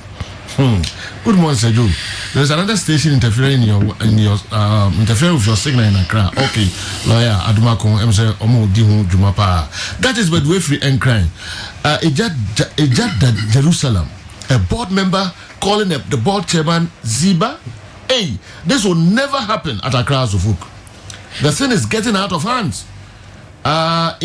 If your expenditure is higher than your income, are you making progress? I want to know. The fire should continue. Phobia, your confusions are our happiness. Gettysburg, Accra. The chat to Accra, the Eba. Also now, everyone in the world knows who is destroying Asante Kotoko. Ellen Siasare is a disgrace to Asante Kotoko and to a respectable husband.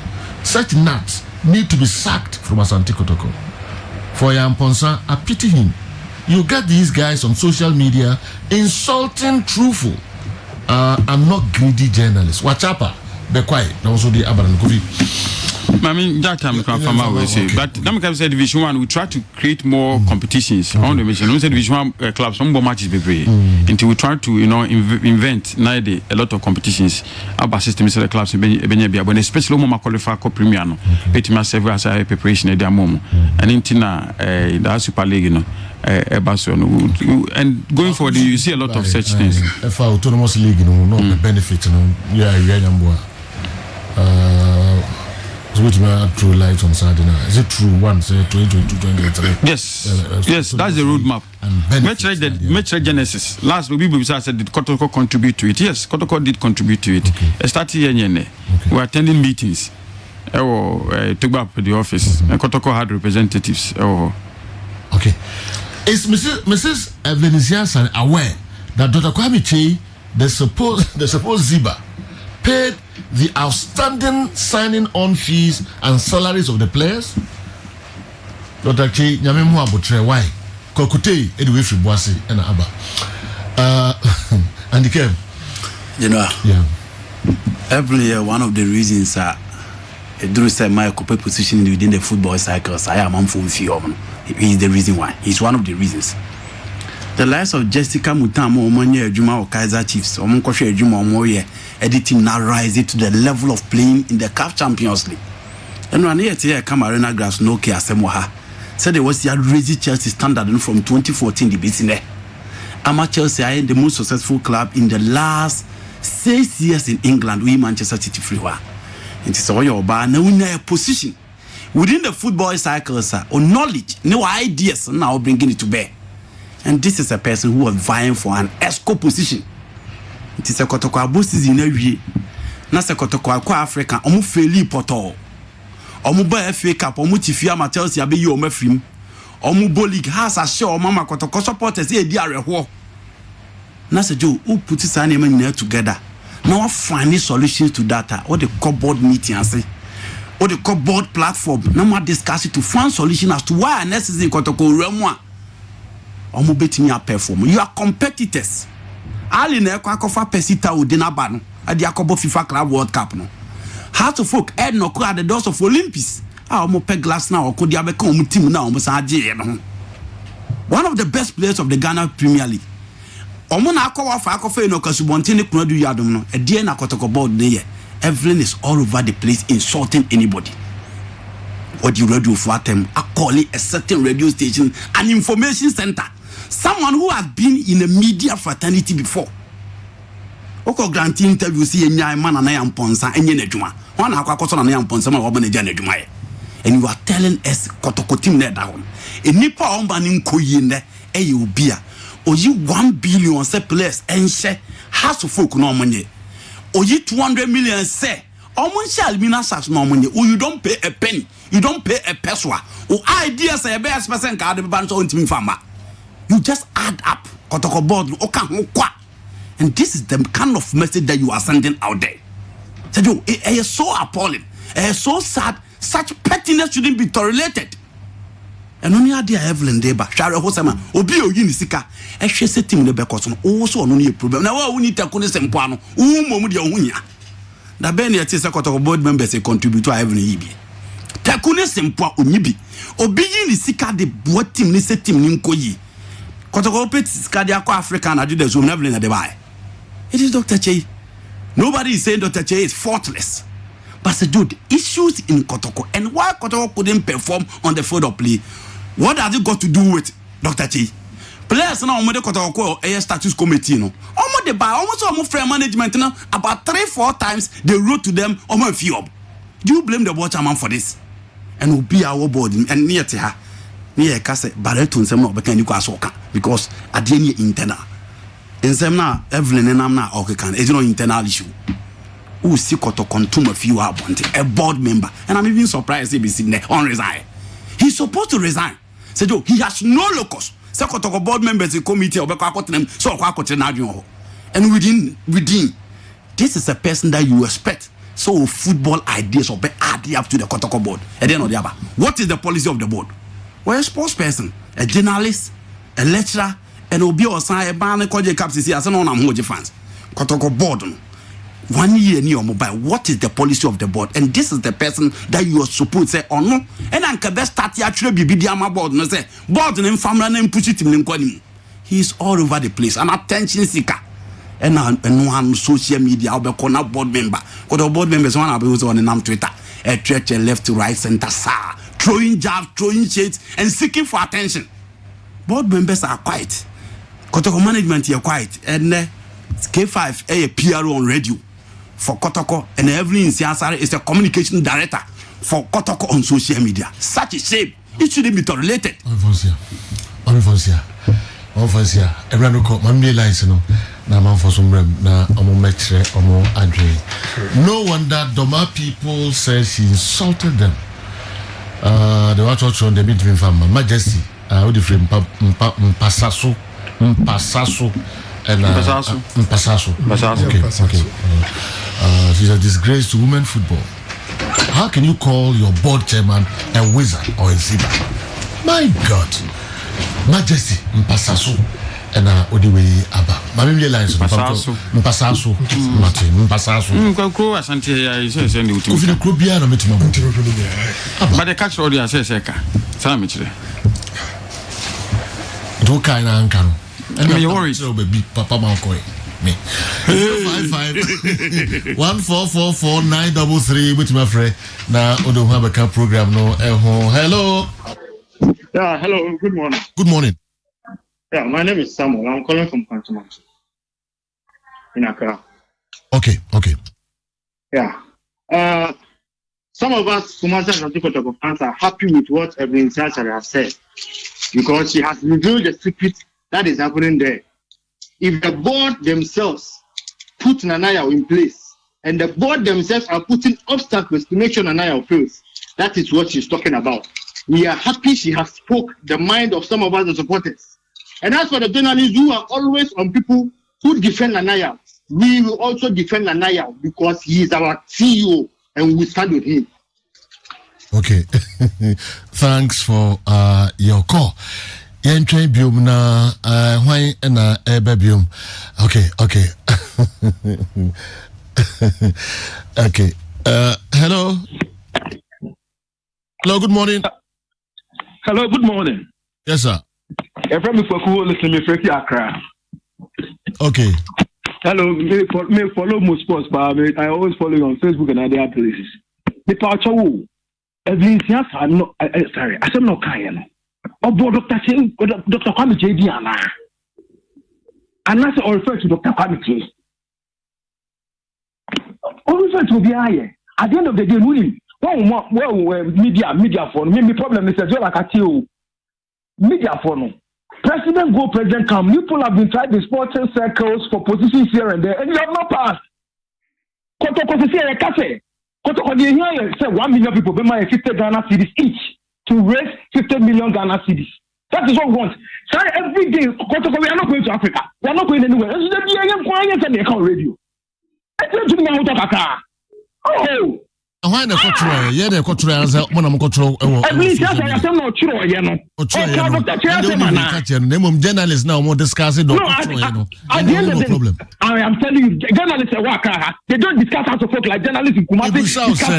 Because of course, is here okay. The control the social media. No, only the problem. But the all discussing the board member and control. And what we are saying is that what is wrong? What you wrote at the end of the Victoria's Secret is. All right. Emrena so akasi ma ba kupe na duminu abo. I'm Kankam Boadu. This is the first time I'm watching your show from Nkoko.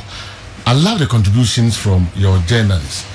Let Andy Kem calm down a bit. Okay. Sorry, ASP Dapa, Neba, Jack Lord, Nana Biyi Aye of Prempe College and birthday. Mr. and Mrs. Dapa say wishing a happy birthday. Okay. Ali Baba Dankambari Baba translate the breaking news no atwason tentem de amaye do me nu pepe. Yakopon Eboa no miensa e be san be translate de extra time dwumede no abrame da mu nyina se e be san mo hia biom akrabo. Kessben Sports. Kessben